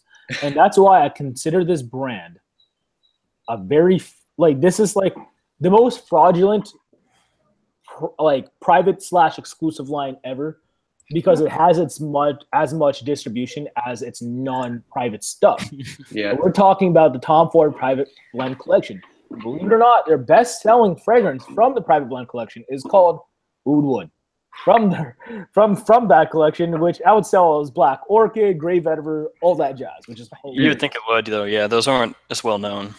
Yeah. You would think Neroli Portofino, though, would have outsold Oud Wood. And it's funny because there's smaller Sephoras around here Yeah. that only carry the Neroli Portofino collection. Yeah, mine does. Yeah. Yeah, but the thing is that there's these other Sephoras and other Tom Ford counters that will sell out of Oud Wood way faster than any of the Neroli Portofino collection, although Oud Wood's not sold out everywhere. I'm not sure if that's them trying to generate hype or them just trying to push summer fragrances year-round, but I just thought that was interesting. But then again, Oud Wood is the safest oud of all time, so that makes sense. But how do you feel about it, Ashton? Hot or not? I really like it, so I'm going to give it a hot, even though I know nobody else will. But so I have a 100 ml of the OG Gold label. Oh, you're so sick. And people in the Fred come get shot for that. I'm dead serious, for real, man. Party at Ashton. I almost wonder, there is a difference between them, the Gold label and the newer kind of gray label. Yeah. And I don't know which one I really like more. I like them both equally almost because they both bring kind of different facets. But I understand at $230 for 50 mils, that's not a good price. It's just not, because if you're wanting what Oud Wood essentially is like a more wearable, accessible Western version of oud. It's not like real deal oud, right? Yeah. And if you want to go for something cheaper but equally wearable, you could go for Versace Oud Noir or something like that. Which is still sick. It's still sick. I like that fragrance a lot. Yeah, but it's just way cheaper, So I'm gonna understand when everybody says that it's too expensive and so on and so forth, or that they don't like oud. But for me, I like it, so it gets so hot. Yo, wearable ouds for the win. I know you for that. So yeah, I respect it. Definitely. All right, Brad. This is a classy, great fragrance. I actually will be picking up a bottle of this before I do my fall list, so mark that down. Write it down. At that price, $230. And actually, correct me if I'm wrong, but I think this is one of the only private blends that comes in a 1 ounce, because I've seen on Sephora's site 1 ounce is like 145, I want to say.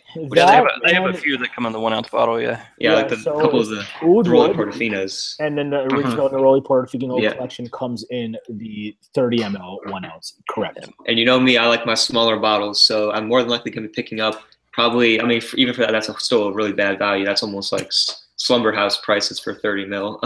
What is it for 30 mil retail? I think it's 145. Good lord! You should pick up a 50 ml on discounter for exactly. That's probably where I'm going to end up getting it. But it's Oud Wood is so nice. Again, it's fresh, wearable, not fresh, but it's creamy and opening a little bit. And then as time goes on, it dries and becomes a little spicier. And the oud is just done perfectly. And for the fall classy suit scent, or for really all year round. But definitely it's gonna get a hot for me, even though it's a little pricey. I think it's very unique and not like Tuscan leather where there's a bunch of different clones. Really, Oud Noir is the only thing that kind of comes close, in my opinion, to Oud Wood. So I think for that, definitely I would say to get this over Tuscan leather, and also because it's way more wearable as well. So hot. I dig it. Okay. Imagine scent. Timmy. Definite hot. It's one of my favorite Tom Fords. One of my favorite woody fragrance to wear. Because it's just like everyone said, it's so wearable, and it's very, very pleasing to everyone who's like around me. So yeah, like this is one that I do get asked, like, what are you wearing? You know, when I wear this fragrance, like, what are you wearing? That smells really good. And you know, it is very, very interesting, woody, sweet, and like Bradley said, there's nothing like it besides Versace Oud Noir. Yeah. So definitely hot. I was kind of stupid. I was in a rush to get it because I love it so much. So I bought it retail. I didn't even want to look online for it. Tisk. So that was like a while back. But like I wanted it so bad, so I just bought it retail. So obviously I have to say hot because I bought it myself. So yeah. Alrighty. And I definitely have to say hot as well. I'm not gonna like. It's weird because let's be real. Oud Wood has always had performance issues. Even like gold label Oud Wood, like was not the greatest in comparison to Tobacco Vanille. Yeah. Tobacco Oud. Yeah. Oh, what else? Italian Cypress. All that stuff is always outperformed Oud Wood for me. And the new formulations of Oud Wood, as shot as some people may say it is, I don't detect as much of a difference in comparison to stuff that actually used to last 24 hours on me. As a result, it's the most wearable oud of all time. It started the oud craze. Yep. Oud Wood for sure is definitely hot. I think it's a cornerstone fragrance, and one that I'd still pay for. I can't front. Like it's in my cart right now. It's in my wish list online. So like 4 for 4. Yeah, so Oud Wood is 4 for 4, one of the most respectable fragrances, period. Yeah. And if you don't like that, we got 2 words for you. Shout outs to D Generation X if you guys are into pro wrestling. Anyway, last fragrance, believe it or not, the best selling fragrance on Sephora's bestseller list, like, or just Sephora in general, their best selling fragrance, men's wise. Blood de Chanel by Chanel Eau de Parfum concentration, $115 for a 100 ml. So $20 more than the actual EDT. Ashen, how do you feel about this? Yeah, same as the EDT. I mean, I like the EDT more, but the EDP is still hot. It just kind of depends on what form of Bleu de Chanel that you prefer. So I have both, but the EDT is just for me. It's the dumb reach that I go to more often because it's just a little more versatile. I feel like so. It pops. So, yeah, and I know the EDP is a little bit more expensive, but still, it's good for me. It gets hot. Okay. Yeah. Cool. Yeah, the Eau de Parfum. It actually doesn't get me that much more performance at all. I don't know if that's just me, but it like longevity wise, as good, if not almost a little bit worse than Eau de Toilette, to be honest. And that blows my mind. But I've consistently tested that out, and for some reason on me, it just doesn't last as long. It is more expensive, yes, and it is smoother, I will say, and it smells a little more full, and it's still quite similar. You can tell that they're made from the same, kind of scent.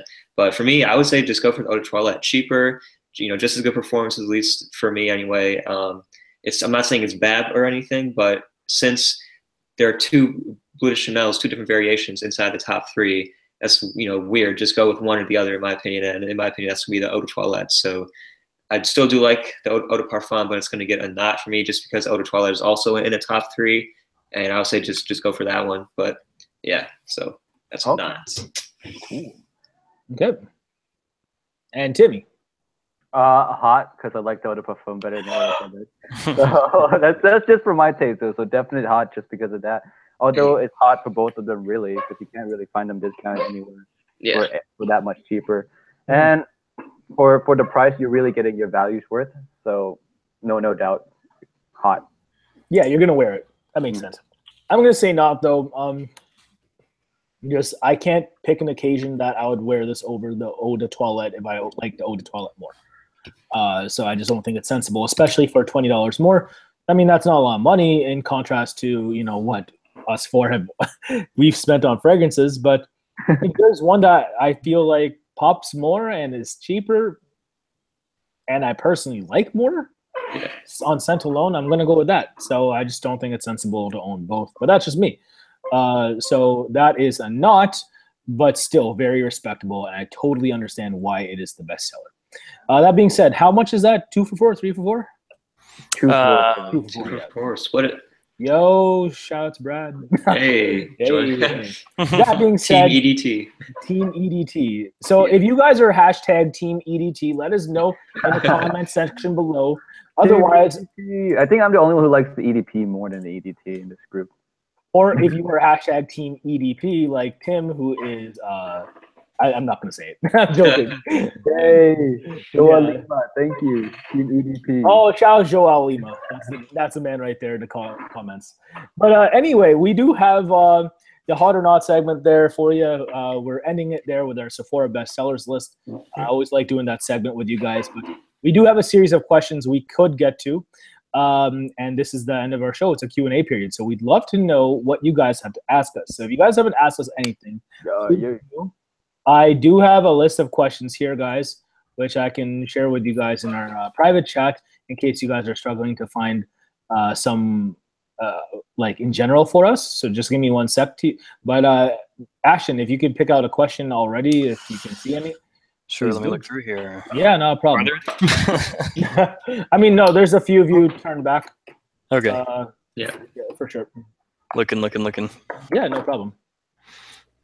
So there we go. I mailed you guys some questions I've compiled over this time, but just let me know, or you know, just let the chat know which ones you're going to answer, I guess. Oh, okay. Can I pick from the ones that you sent? Yeah. Yeah, please do. Yeah, that's okay. Good. Let's see. Sure, we'll go with this one just because it's kind of up my alley. Josh Meyer or Andy Tower? Ooh, imaginary authors, big battle right there. Or So Tower Perfume / Towerville. So that's Diploma Set. That's who's answering it, right? Asking it. So I guess since you asked the question, Ashton, Bradley first. Who would you go with? Oh man, I am not too familiar with either of them. You guys know I haven't really tried anything from Josh Meyer from Imaginary Authors, but I will be getting a sample set pretty soon. I'm probably going to do a video on that of just all those fragrances. So who are you more excited to actually smell from? Honestly, probably Josh, because while I do, you know, definitely respect Andy Tower, I feel like a lot of his fragrances are relatively similar to each other, at least from what I've seen. And I feel like, well, no. Like, come on, he's got rose in almost everything. It's some sort of like peppery, spicy oud type of a thing. I don't know if that's just me, but at least you're so fresh. I love it. Yeah, right. I don't know about these dark scents yet, but I mean, like, you know, Josh, he's got just, from what I've been hearing, really great, different, unique fragrances. Everything from like a burnt match note to tennis balls to all kinds of, you know, crazy leathers and stuff. So I'm really interested to see what types of things he can come up with. So definitely, I think for me, Josh, but that's just me. Cool. Alrighty, yeah. Timmy. Wow, these two are probably the most famous indie perfumers, right? Lately. Yeah. But to me, this is not so tough. I'm looking at it from a collector's point of view, and definitely Josh Myers and Imaginary Authors is one that I feel like I want to collect more. You know, Andy Towers, and I smelled almost the whole line. I do have to agree with like Bradley here that they do lean similar. Some of them do lean similar with the rose. But with Imaginary Authors, man, you really don't know what to expect. I mean, you look at the notes, but when you smell the fragrance, it wows you every time. So I'm always excited for a new Imaginary Authors. Although I don't own any of them yet, but I'm always excited to try them. You know, so Josh Myers all the way, definitely. Okay, now I'll go. For me, like if I had to pick between either of them, I'm pretty basic. Hashtag basic. And I mean, I guess in that respect, Josh has more offerings for me out of the Imaginary Authors line. I also have a fragrance from him that he did for the, you know, women's lifestyle store, believe it or not, Anthropology. which is called Los Angeles. She called, but he was unreachable, which is a very nice soft summer scent. That being said, every time I smell something from Andy Tower, beautiful stuff, super unrealistic for me. Like as far as what I'd wear, I don't like each person's offerings altogether, just because I'm a practical guy. So based on that, I have to say, imaginary authors Josh Meyer. But Andy Tower's perfumer acumen is, don't get me wrong, it's top tier. It's up there with the best of them. It's just I struggle to figure out what I'd wear his stuff for. And if I'm going to say formal, I think there are more flattering formal fragrances. Like I really do believe that, like, Andy definitely makes fragrances for quote unquote niche heads for sure. Is how I feel. So yeah, I'm definitely gonna go with Josh Meyer and Ashton. Yeah. So I respect each of them equally. Yeah. Tower's a boss. Like some of the stuff that he's put out is just nuts, right? Like LDDM, of course.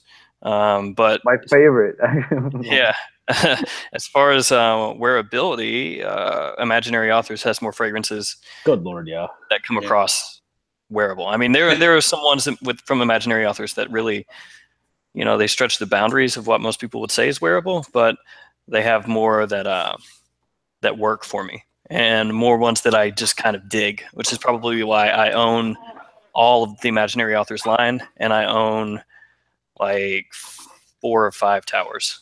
So between the two, it's Imaginary Authors, but I appreciate them both.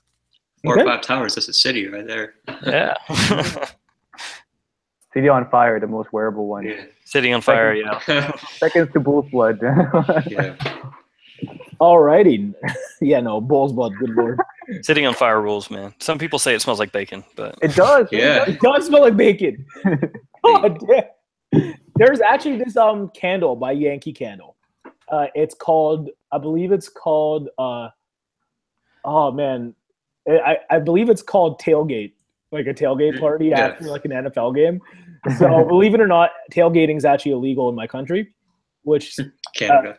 very but let's be real, tailgating shouldn't be legal. You're out here drinking, barbecuing in a parking lot, and you're about to get in your car and drive off after. Like that's crazy.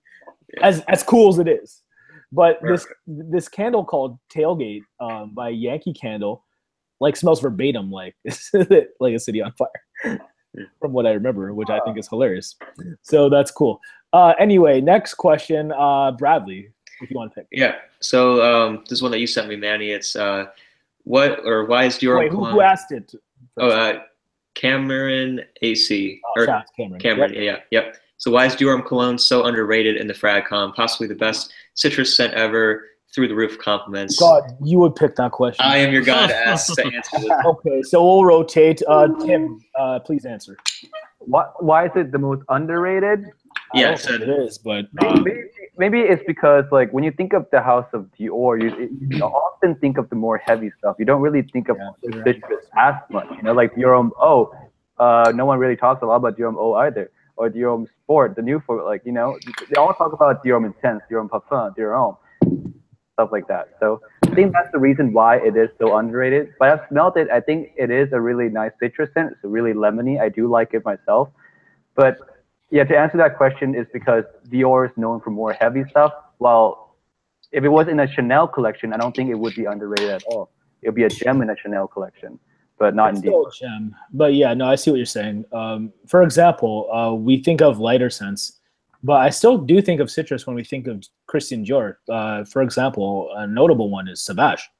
Yeah. Oh yeah. Here's the thing: Dior Homme Cologne lasts 2 hours. What? 2 hours and has like 0 projection. Now, if you get compliments with it in a high summer heat, and or like you go in for kisses with someone, and they're like, "What are you wearing?" Okay, I can see that, but like. For the fact that you have to work for your feedback is something that a lot of people in the FragCom, I think, don't really resonate with. As a result, it's not. It is overlooked. It is a very good citrus scent. Don't get me wrong, worthy of anyone's summer list. But in comparison to Sauvage or other citrusy scents from other houses that you might go for, on top of the fact that people like darker stuff from Christian Dior, it's no brainer. That's why it is overlooked or underrated. Ashton. I don't really know that it's that underrated, honestly. Oh, it's more like overshadowed in contrast to the rest of the house. Yeah, I mean, if but why is that? If you say that, then yeah, it would be the reasons that were mentioned before. But I think it pops up on summer list all the time. And when it gets hot, people on the fragrance groups are always like, "Oh, what about this one?" And they throw up a picture of Dior Homme Cologne, and everyone's like, "Oh, I love it. It smells like lemonade." So I think it's hard to compare to Sauvage. I think it gets talked about enough, and it seems like a lot of people give it positive compliments. I mean, if you compare something similar to it, like Chanel or L'Oréal Homme Sport Cologne, that one doesn't really get talked about whatsoever. God, you're so right. That one gets overlooked way more than Dior Homme Cologne in terms of being very similar and pulling off similar kind of vibe, also from a really respected house. So, I mean, yeah, as far as Dior goes, it's, Fahrenheit and Dior Homme Intense seem to be the two that get talked about the most. But yeah, I think there's a lot of love for Dior Homme Cologne out there. Yeah, I would agree too. Yeah, for sure. Okay, definitely. And Brad. So this, if you guys don't know, is one of my favorite fragrances. Yeah, let's put it out there.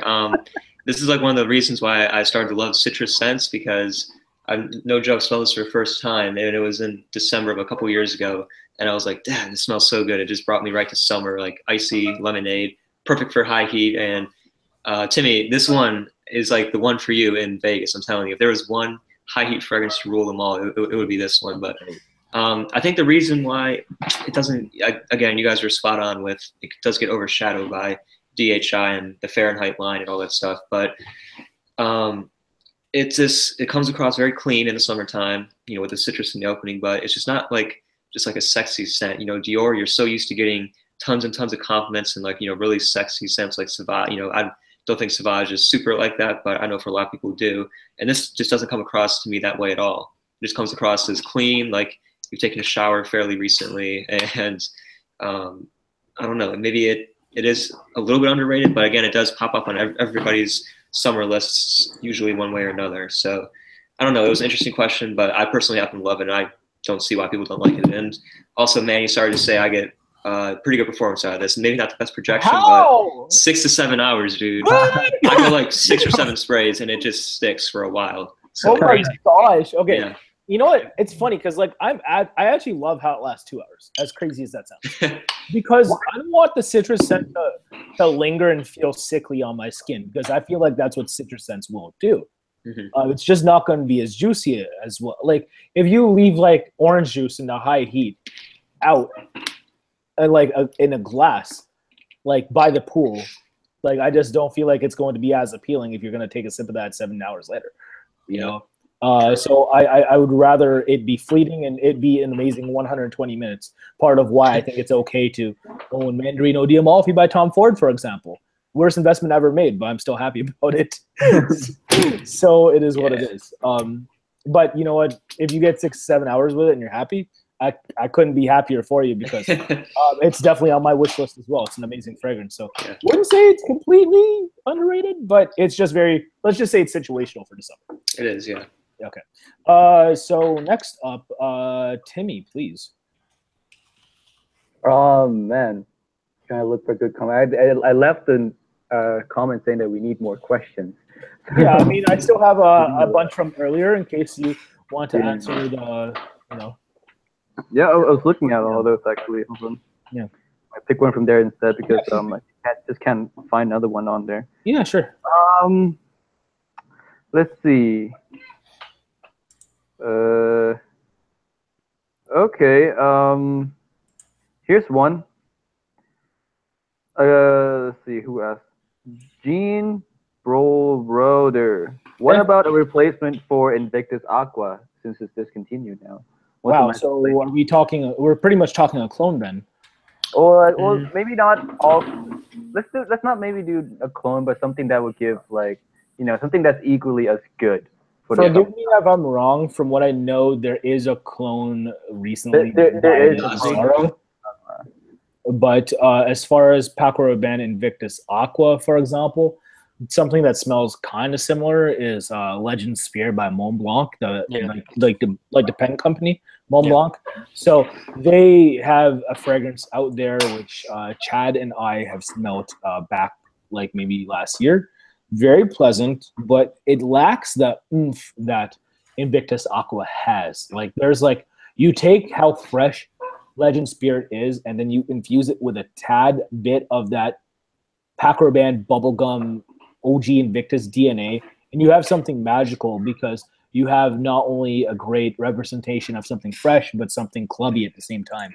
So Invictus Aqua, in that regard, doesn't have comparison. I would, if you're looking for a replacement for it, I'd say maybe try layering Legend Spirit and the OG Invictus, as crazy as that sounds. Yeah, I was going to say Legend Spirit. And you can pick that up for next to nothing. It's like $2. I'm joking, not that low, but it's pretty low.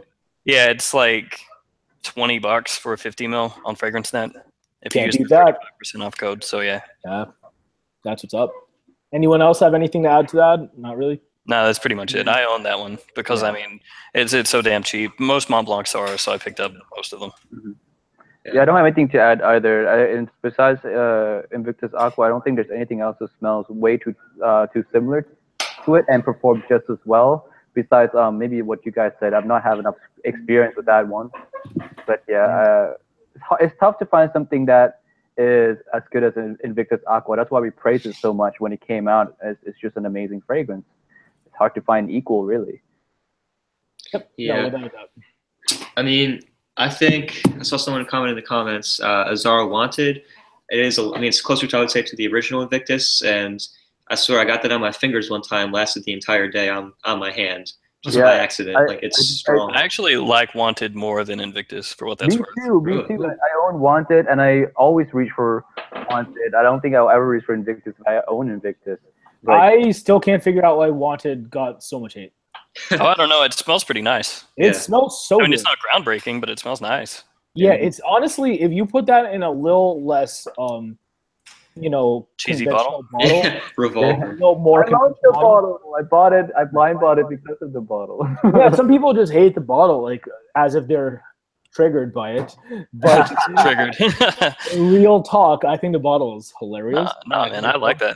My bottle is sitting right next to Spice Bomb. It's like my arsenal. A grenade and a revolver. Yeah, a grenade and a revolver. Respect. No, like the bottle's hilarious, and that's a good one for sure. Oh, I didn't know this, but according to Fragrantica, there's a flanker for Wanted coming out. Whoa! Yes. Yeah, I knew that. What? Free ride? Next Wanted week, free ride. I actually cannot wait for that because having those two side by side would be hilarious. Wanted Aqua. There you go. Yo, free ride. Okay. I mean, like I like the gimmick they're trying to portray because Bizarro really hasn't been relevant since the 90s. Yeah. So let's and we're talking not just fragrances. We're talking just in general, couture or anything. I don't know anyone out here wearing Bizarro anything. Yeah. So, I'm gonna go buy an Bizarro shirt now. That being said,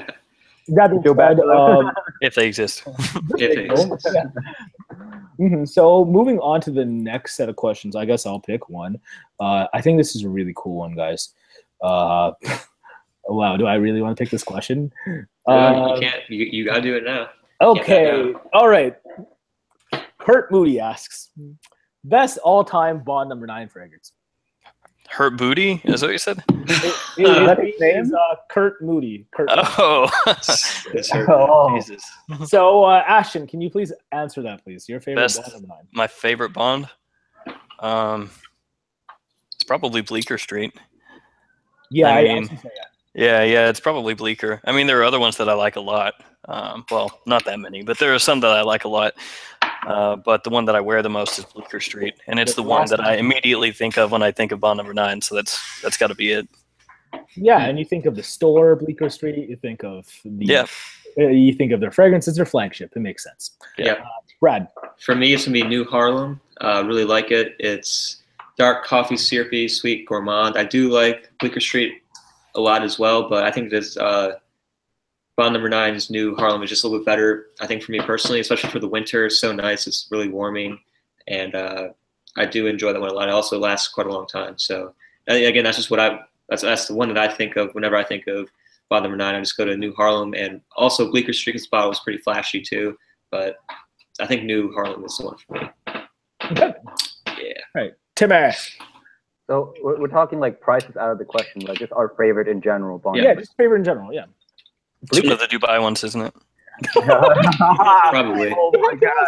No. I don't think I like any from the Dubai collection. I don't think anyone does. No. I think anyone does too.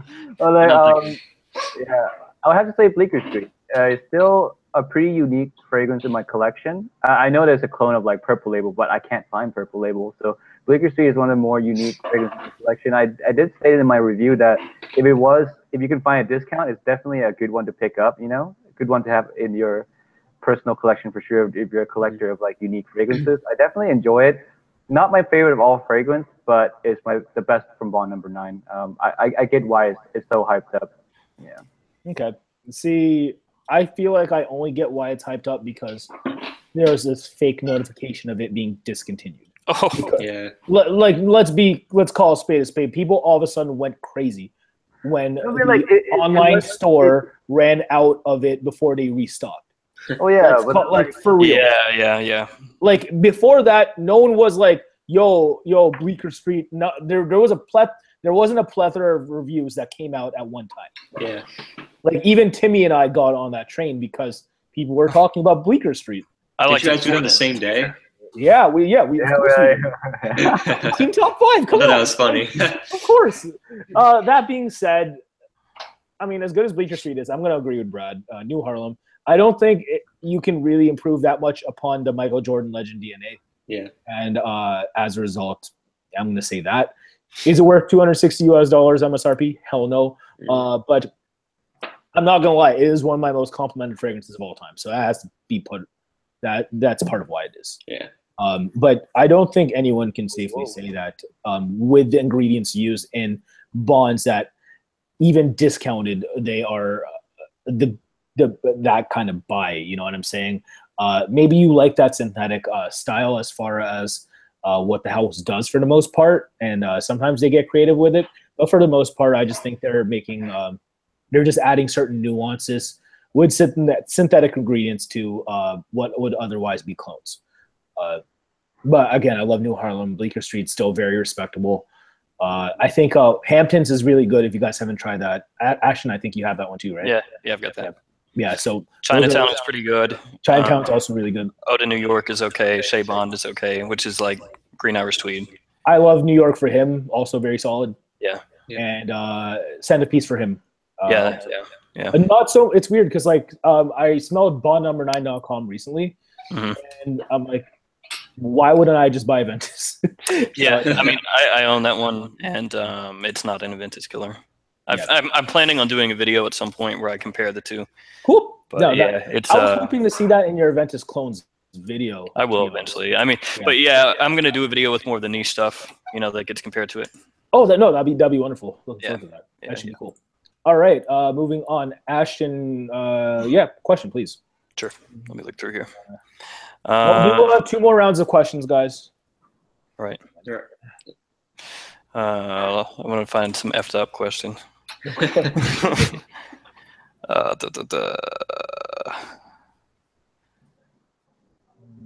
Apologies. So I'll add a couple to our chat.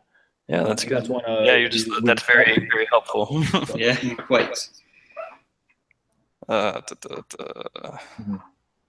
right, we'll just do this one for my bro Markoffa Creative Solutions. 3 fragrances. You can only keep 3 fragrances. Why do you put only 3 frags? That's free. That's so free. Dewater, and Dewater. Wow, you're so disrespectful. 3 waters. Yeah, that's what's gonna be.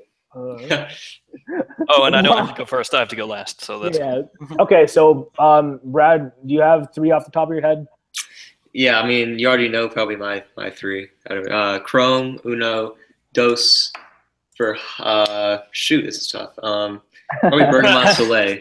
I can't pass with my citruses, and then for cold weather. Reflection, man. Possibly. Shoot.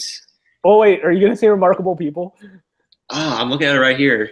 But I want I'm something so more sick. unique. Like I got 2 freshies. I want something dark and different and a little bit more unique. To be honest, I know I'm gonna pick up a bottle, but pretty soon. I did a sample video of the Armani Privé line, Myrrh Imperial. I got a sample of it right here. Is freaking insane. Really? I mean, I love myrrh. It's one of my favorite notes. Habden from Parfums Marley could be my third or this one, just depending. But I'm really excited about getting a bottle of that. But for now, it's going to be Habden because I will be getting a bottle of that too as well. Okay, so Habden, Bergamot Soleil, and Azar Chrome. A very strange trio, but yeah. Yeah, it's a very good trio. Yeah. Okay, homeboy, Tim.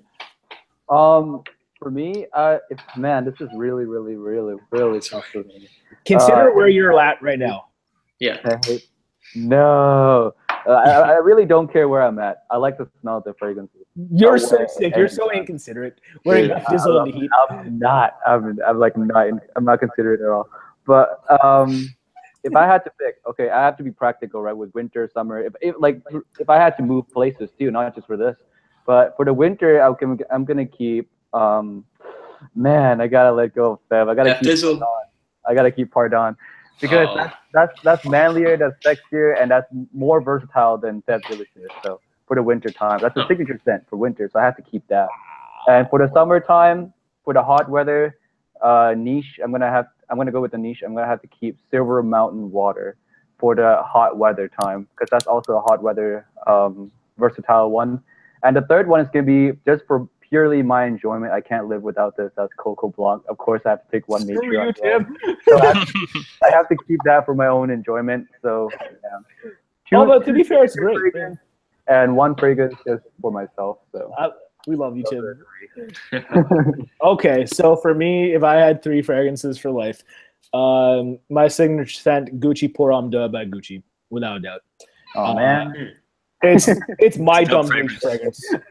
My dumb reach fragrance. I know Ashton's really high on the scent as well, but if I had to say that I had one signature scent since its release date, it's this for sure. Have you reviewed that one yet? I've yet to review it, and I've abstained from reviewing it because of the fact that despite it being readily available in some Sephora retailers, including the US store, it's in every Sephora that I've been to here. Yeah, same here. It's technically discontinued because if you go onto the worldwide Gucci website, there's still an active link for it if you can find it through Google, but it's no longer on the interface. And if you go to that link, it actually says it's no longer available. So pretty much discontinued. So I know there's areas in the world who have asked me, people from areas in the world who've asked me to get it, or I mean to review it. But like I know that they're from areas in the world who actually can get it. I know there's other people who can't. So that's why I haven't reviewed it yet. But yeah, definitely Gucci Pour Homme d'Eau, one of the most wearable tea scents ever. I would also say Gypsy Water, my favorite fragrance. And believe it or not, I'm going to say it's called Lyric Man by Umwash. Lyric Man is, to me, the most wearable rose of all time. I mean, like, it's super versatile. No. It's so delayed reaction. Yeah, it's just, oh god, it's one of those. It's one of the fragrances I'll smell and I can't help but smile. It's just such a bright lime into some rose. It smells like if a rose took a shower, is how I describe it. And I just think it's super flattering, and it's actually getting hell of compliments lately for me. So those 3, Lyric Man, G Water, and Gucci Pour Homme d'Eau. All right. Wearable rose, or I would not Green Montagna was a really wearable rose. No, you're definitely correct in it. Yeah, it's just it doesn't put as big a smile on my face, to be honest. Yeah. Respect to G Mountain though. Shout out to G Mountain. G Mountain. Yeah. Okay. Green Irish Tweed. Yeah, buddy. Yeah. Just that's the OG. Green Irish Twizzle. Yeah. I'm fully aware of all the different fragrances that smell similar, but still Green Irish Tweed for me.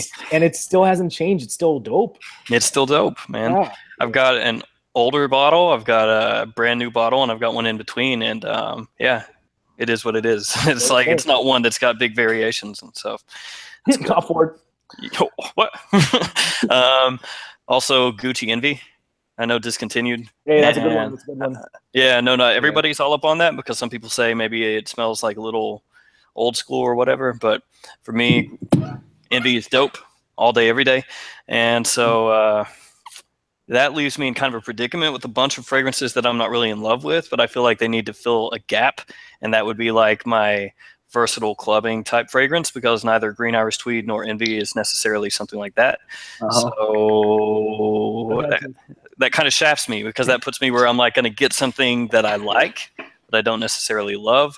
So just because it's the newest one, maybe I'll go with Luna Rosa Carbon. But I mean, it would be like Sauvage, Bleu de Chanel, Dylan Blue, kind of versatile fragrances like that. So I'll just go with Carbon, I guess, since it's the new thing on the block. Okay. Now, respectable.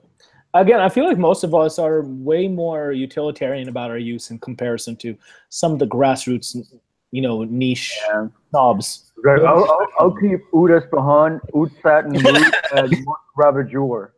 Oh my God. Yeah. Musk Ravageur. No, I can't stand that shit. And I love Freddie Mull, but I can't do that fragrance. Lord. It's just because you can't appreciate the artistry.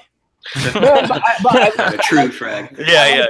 Bay proud. You're not a true fan. But I like Leaf Mediterranee, Cardinal Flower, and Portrait of a Lady. Doesn't matter. Doesn't matter. Yeah. Yeah. Hashtag sweet fragrance hater. Anyway. Okay. Yeah. All right. So who's it on now, Brad? Yeah. This is a really interesting kind of funny one. What fragrance would you wear for a bike ride? That's one I saw. I thought that was it needs to have the best Leon in the world, like the best scent trail in the world. Yeah. So definitely when you're riding a bike, it's going to be constant wind on you. For me, I do enjoy like mountain biking a little bit, and especially taking bike rides in like the really early morning. And I'll probably wear Hermès on Jardin sur Nil. It's a natural, just crisp green scent that reminds me of like a springtime bike ride or something. Or like in the woods, smells very natural, and this actually has pretty good performance for me, and it leaves a fairly nice scent trail. So I don't go as many sprays. I know. I get sometimes really good performance with these fresh fragrances. I don't know. You're so lucky. Yeah. So probably that one for me, but it's an interesting question. Okay. All right. Tamar. Okay. If I was gonna go on a bike ride and I'm gonna wear something that's really awesome, I'm gonna go YOLO, and I'm gonna do a ton of sprays of Allure Homme Sport O Extreme. I'm gonna leave a scent trail of Tonka Bean for everyone. I hope I'm not behind you. Everyone. I'm gonna bike in front of you. So yeah, it's one of the best projecting, best smell in the sillage that a designer fragrance have in my for my taste anyway. I'm not saying for everyone else, but for my taste, it's one of the best sillage ever. And it's so strong, man, for the first like few hours. Yeah, for a bike ride, everyone a mile away can probably smell you if you spray a lot. They'll love it. They'll love breathing that in while they pedal next to you. They'll follow me. Be like, "What are you wearing?" Like biking behind me. Oh man, they're trying to catch up to that. You know, trying to ask you what it's all about. For me, if I have to wear something on a bike ride, I want to use something that will get enough sillage out there for whoever I leave in my dust, but also, it doesn't feel too cloying to me. So that's actually really hard when you think about it, if I'm going to narrow it down like that. But since it's something that's super active, you know what, as like some people might disagree with this because some people find it cloying, I'll say Invictus Aqua. Paco Rabanne. Oh, no, that's not bad. That's not bad at all. I can see it. Yeah, it has like enough of an active, like athletic sport style. If it was called Invictus Sport, I wouldn't be so shocked with the way it smells. So I would definitely say that, because to me, I would have to pick something that performs well but still reminds me of a sport fragrance. It'd be that fragrance. All right, and Ashton. Yeah, so when I was thinking about this, I wasn't even necessarily thinking like a sport fragrance. I was just thinking something that would make me smell clean, so that if I was like sweating or whatever, I wouldn't stank it up. And the first thing that popped into my mind was Mugler cologne. Just like, that's a good answer, bro. Mad Mugler cologne on myself. That would smell nice too. That would smell really nice too. I'd like to find you. I've got like the 10-ounce bottle, so it's like lifetime supply. So something like that, you can put a good amount on, and it doesn't really matter. Yeah. Shout outs unoriginal vetiver. Yeah. Unoriginal. Oh well. Alrighty, moving on. Timmy. Is my turn already? Yes. It's your turn. Again, there's a list of questions if you can't find them. I was having fun just like answering these questions. Yeah.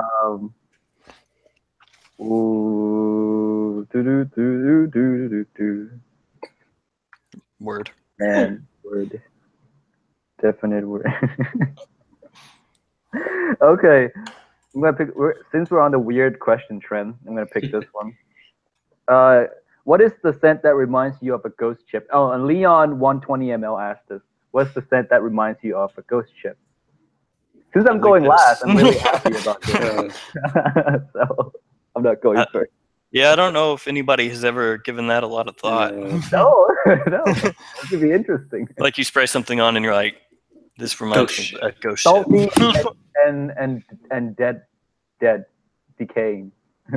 Dead people? Well, it could just be an abandoned ship, right? Just floating. Yeah, abandoned ship, like rusty, aquatic, abandoned Okay, so, I guess it's mine. I would have to answer. Yeah, you go for it. Go ahead, man. So I would want something equally fresh yet, smoky. Like if that's how it's gonna go. So it's the one I'm about to pick is actually fairly nautical, and actually kind of reminds me of that kind of vibe. It's a fragrance that was recently sent to me from Gallagher Fragrances called Bergamote Noir.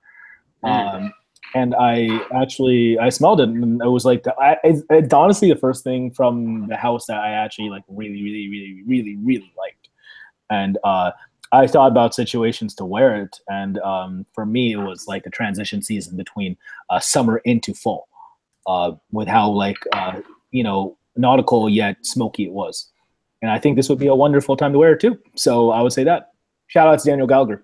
Nice, yeah. Danny G. Alrighty. Moving on, Ashton. Yeah. So can I just go ahead and like I hope I didn't take an answer.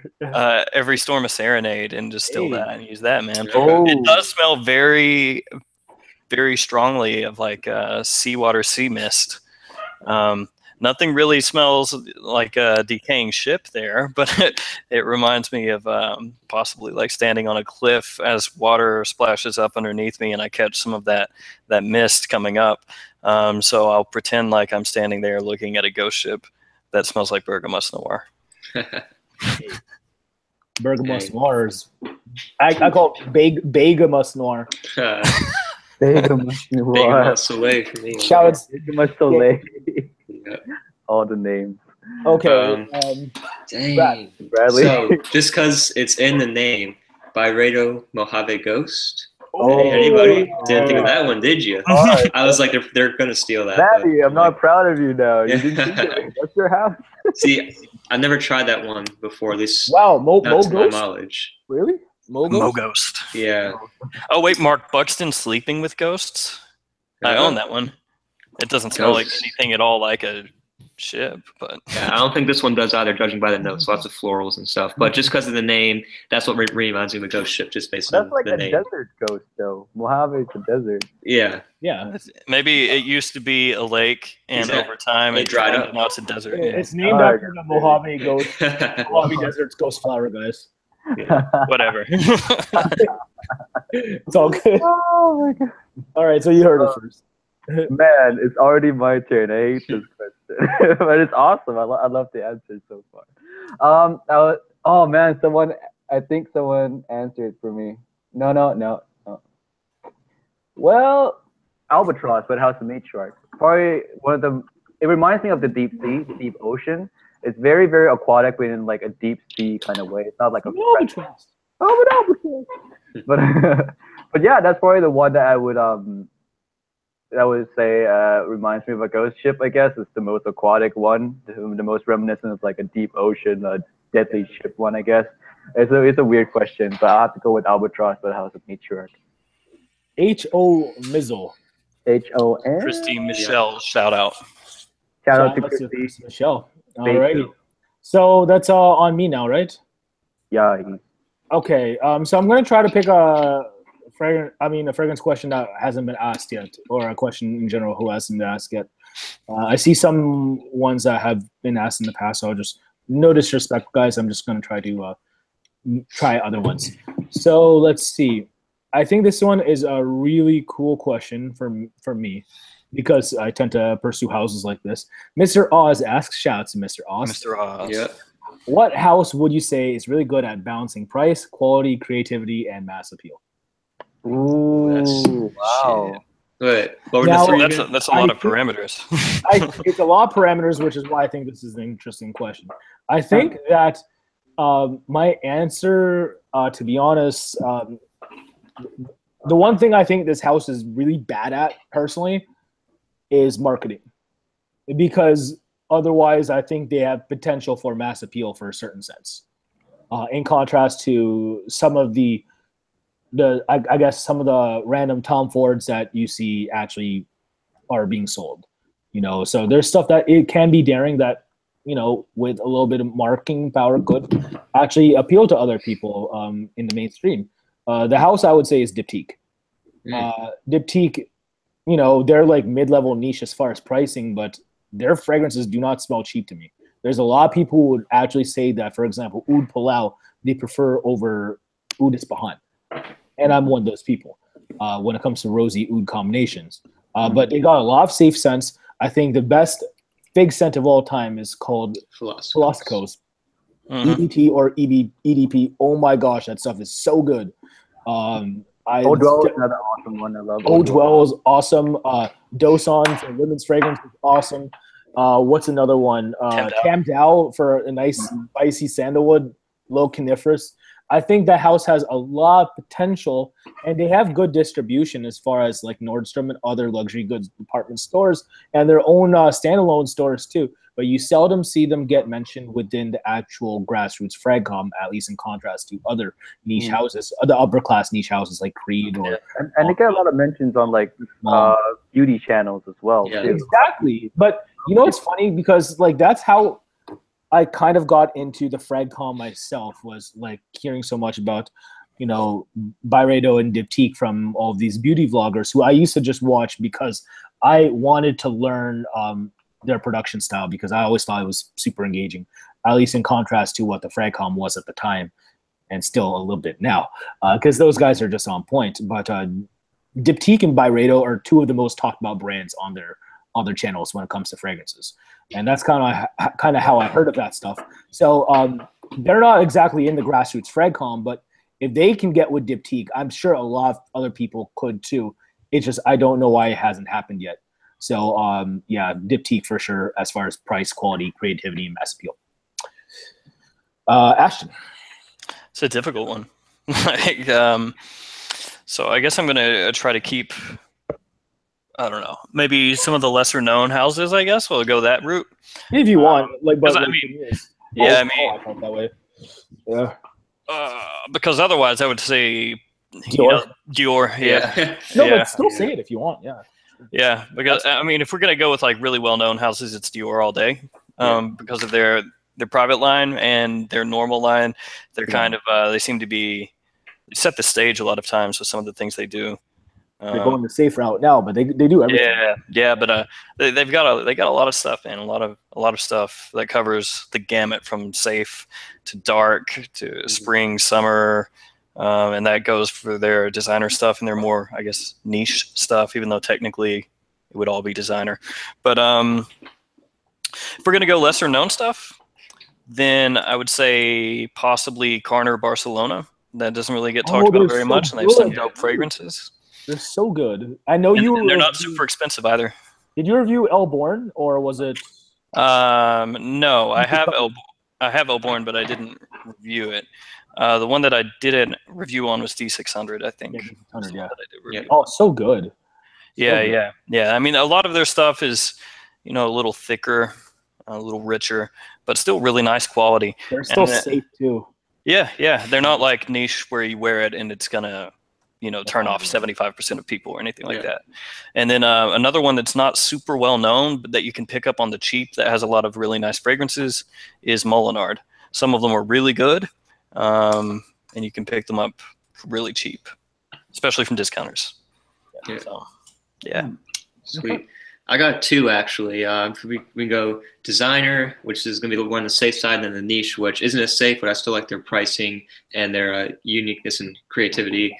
From designers, going to be Hermes. I think they got a pretty good amount of mass appealing scents, definitely. Creativity is still somewhat there. You got JCE behind most of those. Yeah. Pricing is, yeah, right. Pricing is pretty fair with those as well. But again, like not, you know, again, I could say Dior is a cop out as well. But if you're talking niche, I might go with Itat Libre d'Orange as well. I always mess up that last part. Yeah, I need to get that flow to it. Yeah, but I mean, they got just a crazy mix of fragrances, super unique, super creative. The only thing that it doesn't cover is necessarily mass pleasing. Like a lot of those could be very interesting to people, but I think it can. Yeah, like, I mean, there's some. Palm of Finland. What else? Like this. Like, it's just a fat electrician, but when we think of Itat Libre d'Orange, we think of the crazy stuff. Exactly. And for their pricing is really good from what I've seen, especially for how unique they are. I know I talked about this before, but those are probably going to be my two. Yeah, definitely Hermes and Itat Libre d'Orange. Oh, yeah, your favorite too. Remarkable People. Remarkable. I saw that in the comments. And Rien. Yeah, for sure. Tim, I'm sure, is going to say House of Matriarch. Totally price-worthy. You are so trolling. No, I'm not going to say that because I do recognize that the price is very, very, very high. It's more of like a luxury item than anything. But I would have to say Mugler. Creative, mass appealing, and their price is like what, 95 per bottle. So it's under 100. 90. Yeah. It's under 90. It's under $100. Yeah. A lot of them for the men's lines are pretty creative, even for the women's line too. Everyone, for sure. Yeah, and very creative, very mass appealing, and they're just very successful overall. There's no doubt in my mind if I had to pick a house, it has to be Mugler. I think you picked the best answer, to be honest. It's not entirely a cop out like Chanel or Dior. But like I would say Dior as well, but it's already been said, of course. But yeah, Mugler is another one. The fact that Mugler, but the thing is, like, I think that the thing that Mugler doesn't do with their men's line, for example, it's like they all, for the most part, smell super synthetic. For the most part, in my personal opinion. Yeah, like as far as like quality, they're definitely designer scents is how I feel about them. But we're talking about like balancing quality and price. So like for the price, you're exactly right. Yeah, like you're definitely right. So one more round of questions. Let's go with so who's up? Yeah, Ashton, and we're gonna wrap this up. Okay. Yeah, let's go with this one. Fahrenheit's Le Parfum or Dior's Homme Parfum. So Dior Fahrenheit Parfum or Homme Parfum, which is the better of the two? Wow. Okay, so, Brad, that's on you. Okay, for me, I do, let's see, both of them are strong. Gotta say that right away. But for me, I'm gonna go with Fahrenheit Le Parfum. Yeah, I know it hurt you pretty bad right there, but it has the rum, the vanilla, and I'm actually hopefully going to be picking a bottle of that pretty soon. It's really nice. It's masculine. It does have a little bit of that violet leaf from the original, but it just takes it to a different level. It has more depth, more body to it, if that makes sense. And I think it's a little bit more wearable and smells a little more modern to me, if that makes sense. Definitely a killer for the fall and winter and nighttime especially. And I do like DHP, but again, it's so strong. And again, I think it almost hurts it because it's a little bit less wearable, and I'll go with DHI over DHP. That's just me. So I think Le Parfum from Fahrenheit is just a little bit better. Yeah. Lipstick for the win. That's all I got to say. Lipstick for the win. All right. Although the bottle of the DHP is just the sexiest bottle out there, I'm telling you. Oh, it's so good. The juice is like, yeah. Yeah, for sure. All right, Tim. I know what you're saying. Your own Papa. I've never been a huge fan of the Fahrenheit. That's why you guys never hear me talk about it at all. Yeah. Not even I don't mention Fahrenheit in anything at all. Yeah. I've never really been a huge fan of it. But I don't like the Your Own line all that much. Are they? Dior Homme Parfum is definitely my favorite. It's more masculine than DHI. The problem with DHI for me is that it smells not so masculine for me anyway. I do like Dior Homme Parfum a lot more, and that one has to be it. All right. For me, Dior Homme Parfum all day, every day.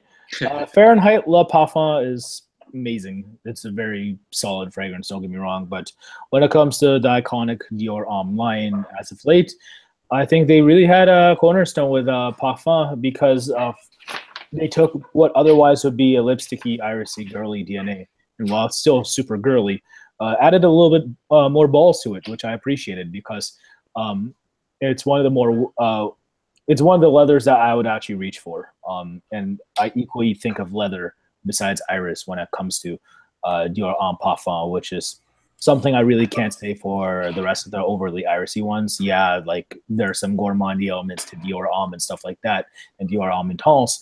But at that point, I'm probably leaning towards like Timmy's direction. I'm just gonna wear a gourmand fragrance, if that makes any sense. Mm-hmm. So Yeah. I'm gonna go with Dior Homme Parfum since I like wearable leathers. To me are awesome, and to me that's one of them, although some people would disagree, which I totally understand. Ashton. So I like these almost the same. Like I like them both a lot. If I had to choose one, I'll probably go DHP. I did a review on that a long while back that was kind of stupid, but yeah, Dior Homme Parfum is awesome. It's all good. it lasts until the apocalypse, so that, that's nice. Assuming you don't spray it on too much and choke everybody out. But I'm a fan of the Dior Homme line in general. I don't think there's one that I dislike. Even like Dior Homme, I really like that one. I think I like all of them. So yeah, we'll go with the lipstick. Okay, fair play. Quick thing. I'm just gonna ask my boss, what does he prefer? Yo, Fahrenheit Le Parfum or Dior Homme Parfum? Oh my God! Yeah, let's go. No. Fahrenheit just put you on blast. Christ, man. Dominated. That friggin' violet leaf, I'm telling you. Yeah, violet leaf is good. No, I love that. Yeah, shout outs to the Bleak. Yeah, shout out to Ashton over there, Bleecker Street. Yeah, violet leaf for life. All right. All day for life. Yeah, for sure. So it's on Brad now? Okay.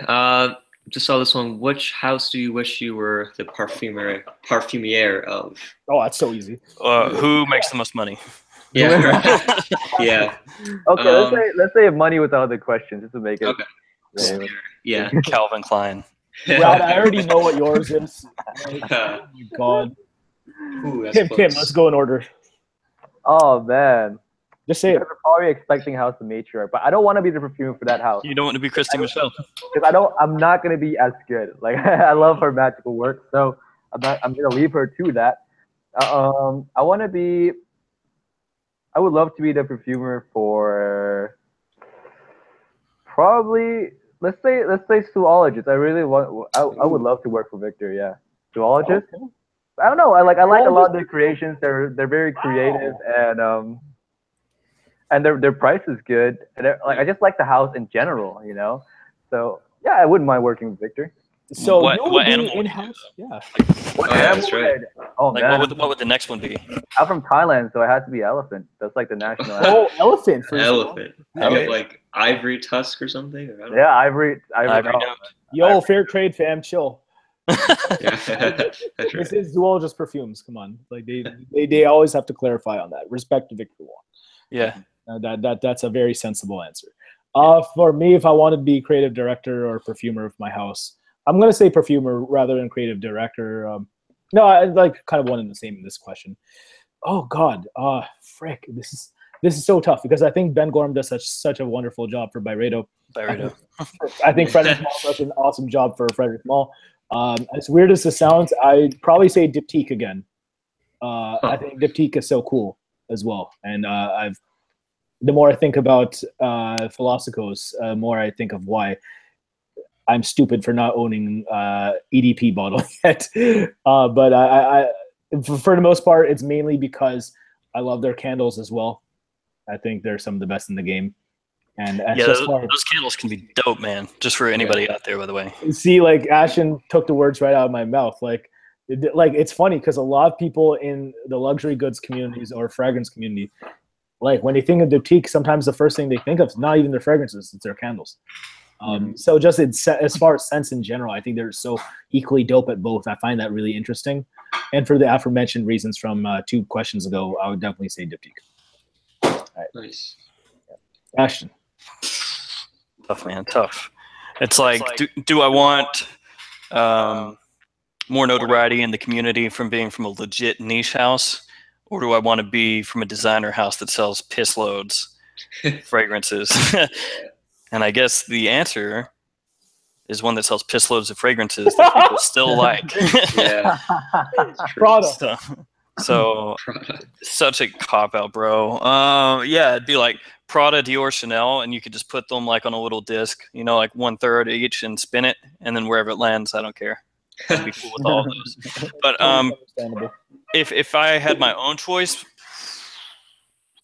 you know, a lot of people might think that Chanel is more prestigious because they keep such a tight ship in terms of where their stuff can be sold, so it makes it look a little fancier, right?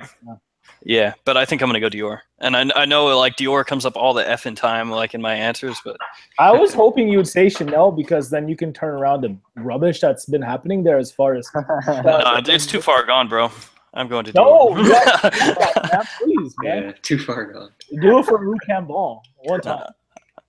Yeah, Dior. Just because, so yeah, I can make niche stuff at Dior. I can make designer stuff at Dior. True. Okay. Well, for me, I want to resurrect a house that I really do like. They make some of my favorite scents. That is a House of Azzaro. They've fallen off, in my opinion. I know Wanted is decent, but it's like, again, designer. You can put out anything almost, and it's going to sell. And it's like, I just want to make renditions of various things. And just, Azzaro needs something new, I think. Something like, I don't know, if they can make a high-end line or something. I know it sounds crazy, but I would really like to be the creative director of Azzaro. First of all, I could have all the chrome that I could ever want. That's part of the deal right there, no doubt. Sally's first fragrance, Chrome Soleil. Chrome Soleil, exactly. I could make that. I could do anything with the chrome DNA, and it would sell probably. I'd be so uncomfortable walking into like an airport TSA with like a bottle of chrome. I mean, not chrome, Wanted. Well, yeah, right. That or a Spice Bomb. Yeah, right. Oh yeah, definitely for me, just Azzaro, just to bring back. It was funny, Ashton. No Azzaro. Nice. I'm just playing. Yeah, actually. Alrighty, all right. Respect. Yeah, I respect that. Chrome is an OG, legit OG fragrance. Like anybody that player hates Chrome is not accepting that it's a real OG that's sold like crazy. Yeah. For years and years and years. That's why it's still around. We gotta respect the pimp hand. Yeah, yeah. Yeah. Okay. So who's up now? Is it Tim? The thing is me and pick. Is this the last question? Yeah. So you and then I think Brad has one more, right? Wait, no, Brad. No, Brad just went. Yeah. So it's Tim. So, last question. Let's see if there's any new ones on here. Or you can pick up old ones. It's up to you. Okay, I'm gonna go with this guy, Marka Creative Solutions. He asked, "What got you into loving fragrances this much?" Ooh. Okay. You know, like, they all know how we got started. Why do we love it so much? For me, it's easy because I feel like you know, I take pride in being individual. It's another way to express myself as far as how I feel, how I want to feel for a certain event, and how I want people to perceive me. That's pretty much it. Yeah. Ashton. Yeah. Like I've gone over this a couple times, but I got gifts. Fragrance gifts back when I was a kid, and it was like Brut and Drakkar Noir, some real gangster stuff for like an 8-year-old to wear. But I did, and it kind of intrigued me, the idea that there's this kind of, I guess, portion of your personality that a lot of people don't look at. Like they'll look at how you dress, they'll look at how you carry yourself, but a lot of people overlook how you smell. But that's kind of important because when you meet somebody or you're around somebody fairly often, or your first impression, your fragrance or your scent can can leave a lasting impression on them. And depending on who they are, it could be like a lifelong impression that you leave on them. So that's always kind of interested me. And then as I got older and became like a teenager and started wearing Aqua de Gel and crap, it intrigued me that I could attract people easier with a fragrance than I could almost anything else, depending on how you carry yourself. And then that kind of led into me learning more about different fragrances and discovering this whole like independent and niche side and top mids and bases and all this stuff that you start to pick up when you really read into it, and then becomes more of like a hobby or like an obsession sometimes. Yeah, it does. Instead of just being like your basic dude who goes to, you know, Macy's or wherever and goes like, hey, what's going to get me laid? And then you just take whatever it is and wear it in all occasions. That never really appealed to me, but I guess that's kind of what Shout out to the non-nerds out there keeping it real. Yeah. All spade is spade. Wearing 1 million to church. With 8 spray. No, that was me though. I'm not. Oh God. Yo, and it was a hit. Yo, shout out to God. All right. Moving on. Brad. Like, I'm definitely with all you guys. It's always been about smelling nice, and it's kind of like, the invisible accessory. That's what fragrances. People can look at how you dress and how you act, but that fragrance is that extra little thing that can set you apart from the next guy who's standing next to you that isn't wearing anything or doesn't smell good. But for me, it's also really been about scent memories. I know this is something I talked about probably before, but each one of these fragrances that I have a very specific memory with, and I really love utility in fragrances and wearing them, and finding the exact fragrance for the exact right time, and then making a memory with it, and just really enjoying and appreciating the blend and the ingredients, and how overall everything just kind of fits together into one vibe and one mood, and how I can almost smell something and have it transport me back to a certain time in my life or a certain place. I think that's pretty awesome that scents can do that. So that's definitely for me. And the more I get into it, the more I really enjoy it, and this great community of people too, and just the more that I've learned so much about something that I never would have ever known about before. So yeah, that's what it is for me. Okay. And Tim? For me, what really started off was probably the same answer as Bradley, is that it sets me apart from like the other guy, because I started collecting in college, but I only had 7 bottles, and I had 7 bottles for 3 years straight, right? So I stopped collecting because I thought I already found what I needed, right? All my college scents is like, it's in that 7 bottles, it's all I need. But what sparked it back up again was when I started discovering new fragrances, and to me, it became like a journey to discover how unique a fragrance can be. Yeah. How much more how much more can it surprise me? Like, yeah, it's basically how much more can it surprise me? And every time I discover something that smells completely unique, that doesn't remind me of any other fragrance, it's like one of the best day ever. Yeah. Like, wow, it could be done this way too. And then what else? I want more. I want to know more of what it can be done. So it's a constant journey for me to discover very unique fragrances. And yeah, like what sparked it was the discovery of niche fragrances and how much different it is to the regular designer fragrance you can see everywhere out there. So that's why I love fragrances so much. And it's the art of it, I guess. It's just a beautiful art. All right. Okay. No, I definitely respect it. I like how Brad came at it with the memory standpoint, and Tim with the art, me for expression, and Ashton as well. So like we all have a story when it comes to how we got into this addiction / lifestyle. It's a hobby. Yeah, that's a nice way of putting it. Yeah. Like I'm maybe exaggerating, because like for me, I don't feel like it is addiction, because I already have like a lot of clothes and stuff too. To me, it's just another part of the wardrobe, but one that I really like to have extra fun with. A little bit more complex as well, because of course there's certain nuances that you can't actually see, but impact you as much emotionally, which I think is awesome. Anyway, I have the last question here, and I'm gonna go with Lucille Schisler, if she's still in the chat. Shout out to Lucille. Where is your favorite place to shop for fragrance? And let's try to do this. Let's do this physically in real life. Now, we might not have ever been there ourselves, but if there's a store that you've been to that is your favorite, or a place that you'd like to go generally. Like, No, but like that's why I'm positioning it this way. TJ Maxx. Your favorite place would be like the Fragrance Net's warehouse. Basically. Yeah, well, those are in real life too. They got Fragrance Net stores at mall. But but Ash, your favorite place to shop in real life? Let's do that. Make it a little bit more interesting, or where you would want to. Right. Okay. Also, I wanted to shout out to Brad real quick with the Atelier. Hey, what's up? Is that the shiny Musk Imperial? Musk. Okay. Is that Aventus a little bit similar to it? Or? Yeah, it gets compared to Aventus. I did a video on it today, so shout outs to you.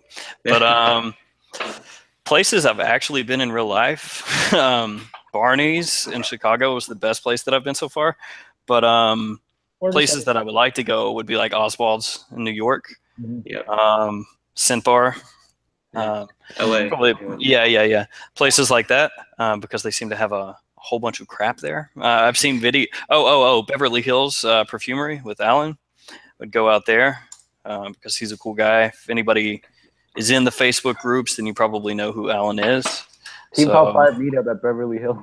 Yo, mark it down. Let's go. Yeah, so those places. I guess if I was gonna pick one, I would go to Beverly Hills Perfumery just because I know Alan personally and he's cool. And then Oswald second, and then I guess Scent Bar third. But yeah, as far as places I've actually been, it would be Barney's because they have a really sick niche lineup. I put out that video and everything that showed a lot of the stuff they had there. It was pretty fresh. Nice. All right, Brad. Okay, so for me, probably the nicest. Yeah, right. So yeah, let's get out of the way first. Definitely in NYC, got to hit up. I was really looking forward to that, but I didn't get to go. So definitely, whenever I'm in there, go to the Atelier Cologne shop down there. I know they got a lot of, Twisted Lily would probably be a cool place to check out in NYC too, I think. Nicest place I've been was probably Neiman Marcus. It just has all the crazy niche stuff that I've never smelled before, so that was nice. But there's also a little independent shop near DC I'm going to be planning to go to next week. I think it's called Ariella Shoshana. I think she owns it herself, but that's not too far, so I might hit up there and do a video there. So I'm interested to see. That's in DC? It's a little bit west of DC. It's near Gainesville, Virginia, I think. So all right, shout out to the DMV then. Yeah, the DMV. And then again, Scent Bar in LA look really, really pretty cool. And I'm sure there are other places, but those two are the ones that spring to mind. Those two. All right. Tim? My favorite three places has to be all in New York because I've been there. And they're my favorite Vegas today. No. The Vegas is great, but if I had to pick the top places, NYC has to be it. I mean, no place to compare it. My number one place to go to has to be Twisted Lily. I enjoyed myself the most at Twisted Lily. And then Oswald is next. Oswald, also great place. Twisted Lily and Oswald, they're almost tied. Really, they're really amazing places to go if you love niche fragrances. So much selection there. And Saks Fifth Avenue. Only Saks at New York because they have everything. Absolutely everything there. All the exclusive line you want is there. Maybe except for the Dolce & Gabbana. I didn't see a Dolce & Gabbana exclusive line there. But other than that, all of them are there, I just enjoyed my experience with Saks a lot. So those are my three favorite places to shop for fragrances. Yeah, cool. For sure. Nice. All right, and I'll end it off. If I had to pick three places, Twisted Lily, NYC, that's a no-brainer for me. For the sake of being in Canada, I want to say something here as well. I'll go with Etiquette. It's in Montreal. It's a stock is for some lesser known and also high-profile brands when it comes to fragrances and skincare. I love that place as well. I'm probably gonna be there a couple weeks, believe it or not. Maybe I shoot something there. Who knows? And I will also have to say something. Danny doing outdoor shoot? Oh. It's not gonna be outdoors. We're trying to store, fam. Are you kidding? Outdoors, man. What is this? What is it? Fragrance apprentice? Come on. What is it? What is this, TRIPLEINC? Come on, man. No, man. You keep it indoors. No. And third place, if I had to pick anywhere, just because I'm really interested as far as exclusives out of this store, in Harrods, London, UK. London. Yeah. So Yep. there's a fragrance from KBM called Hermetic, Chemi Blending Magic. I really want to try that one, as well as Millésime 1849 by Creed. So that, and I know they have, you got it. Dead sense, of course he has it. In the Creed Las Vegas boutique, there's also that one there too. So. Wait, how is that one, by the way? It's strong. It's definitely strong. It's not the usual Creed, no. Because I But like being able to smell stuff that not everyone quite different. It's quite different from your usual what you expect. It's a little floral. Yeah. Perfect. Yeah, I do like it. Nice. Yeah, I'll give that a look one day, hopefully.